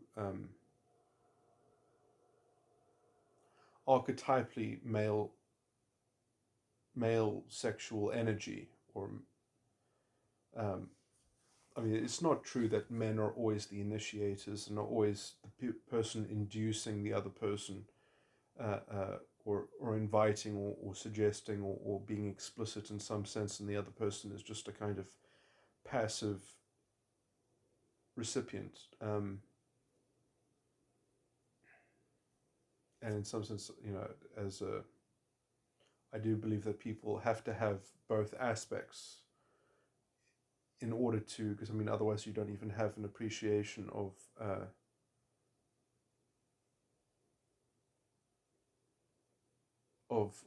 unison of, you know um,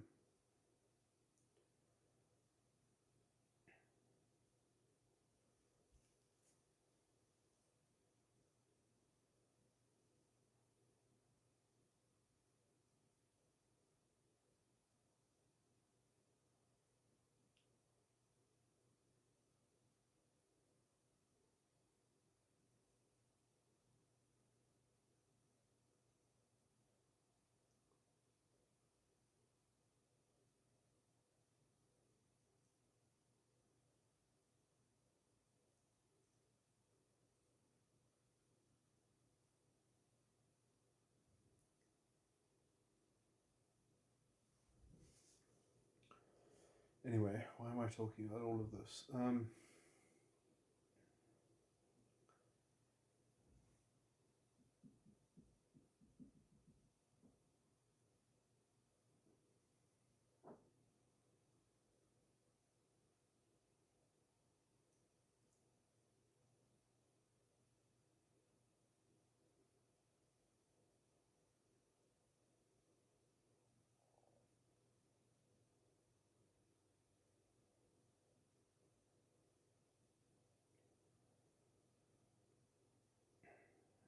So yeah, I do think that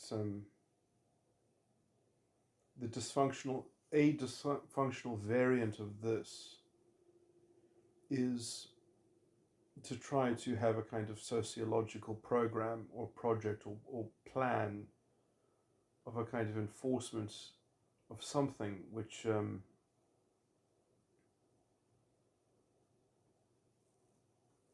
again is a kind of unholy mix that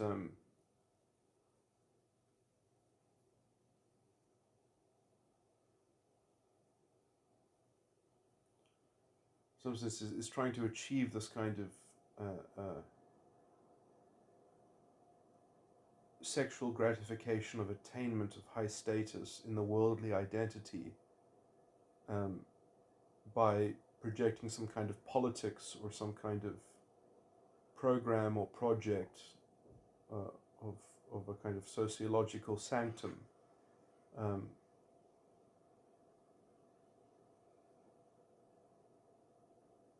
and in some sense, I think that this is the sign of a kind of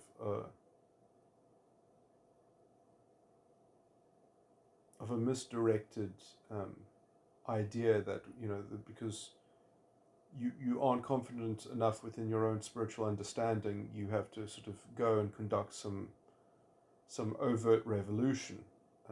Although, I mean, I guess I am a revolutionary of some kind with the amount of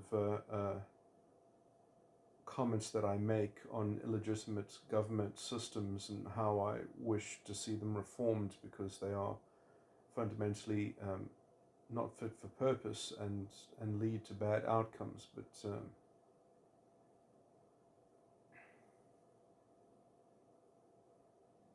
I mean, I guess I'm satisfied to sort of perhaps be proved right, and just to perhaps try to make my protests and activism at opportune times when it's possible to have things be improved. That reminds me, I need to make a recording about my local governmental political situation.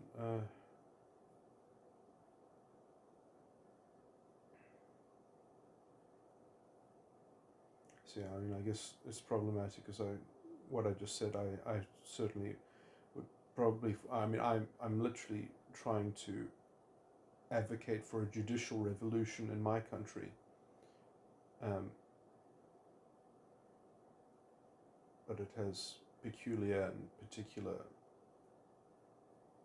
rationale around that. But everything has a worldly package, I guess, is the problem. Everything can have the appearance of a worldly wrapping.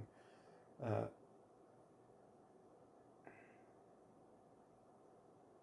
I guess the thing that I'm criticizing specifically in Russell Brand is, if he wants to throw individualism under the bus, uh, I think individualism is a good secular value to have. Uh, I mean, wouldn't you like to? I mean, obviously, people that aren't interested in helping other people are probably not very nice to have around. So you wouldn't want to be friendly to unhelpful people. I'm guessing that they could never you could never consider them to be friends of you, um, but you could be friendly to them. I guess So I don't know if individualism means unhelpful. I mean, how do you comport yourself with unhelpful people other than being a kind of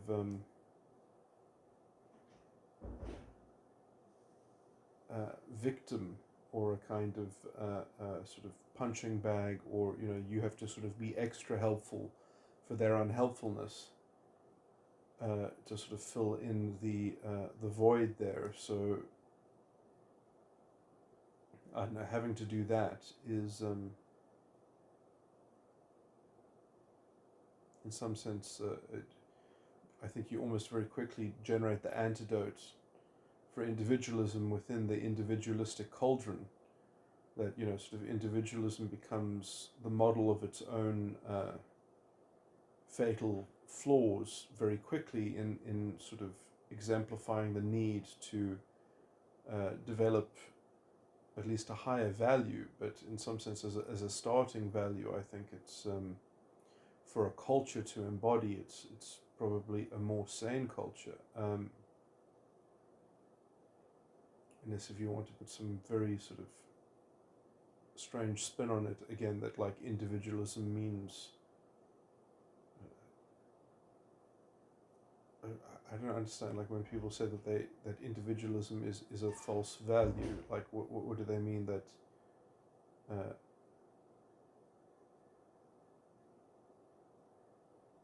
I mean, in some sense it kind of, I mean, are they just basically trying to say, oh look, you have to, you can't just be like yourself, because that can't be communicated. If you say that you're like yourself and you're like no one else,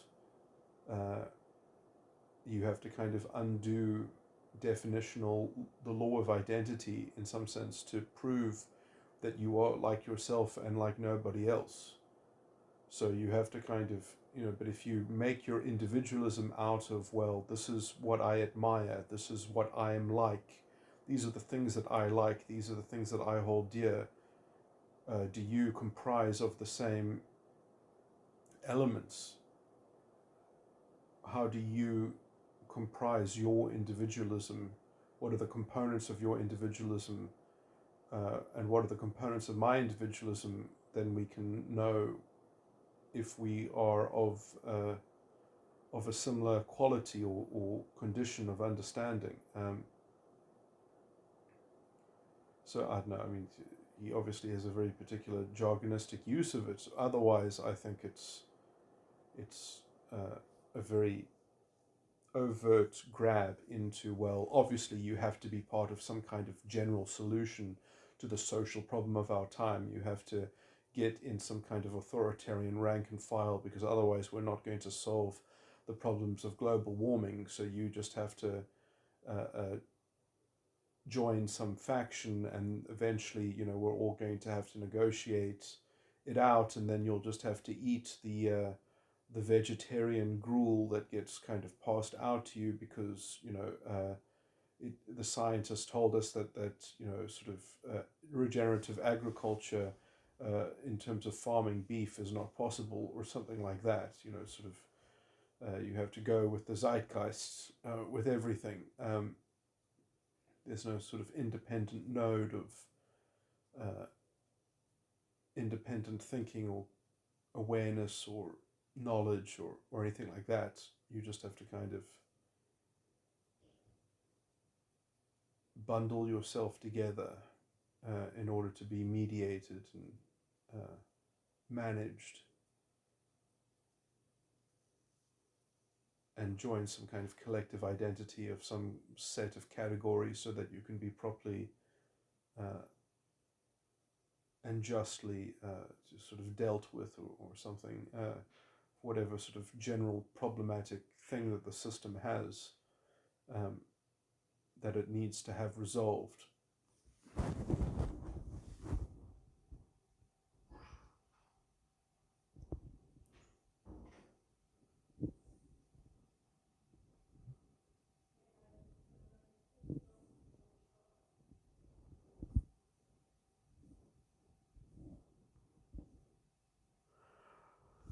it's much more important that these things be resolved on an individual level.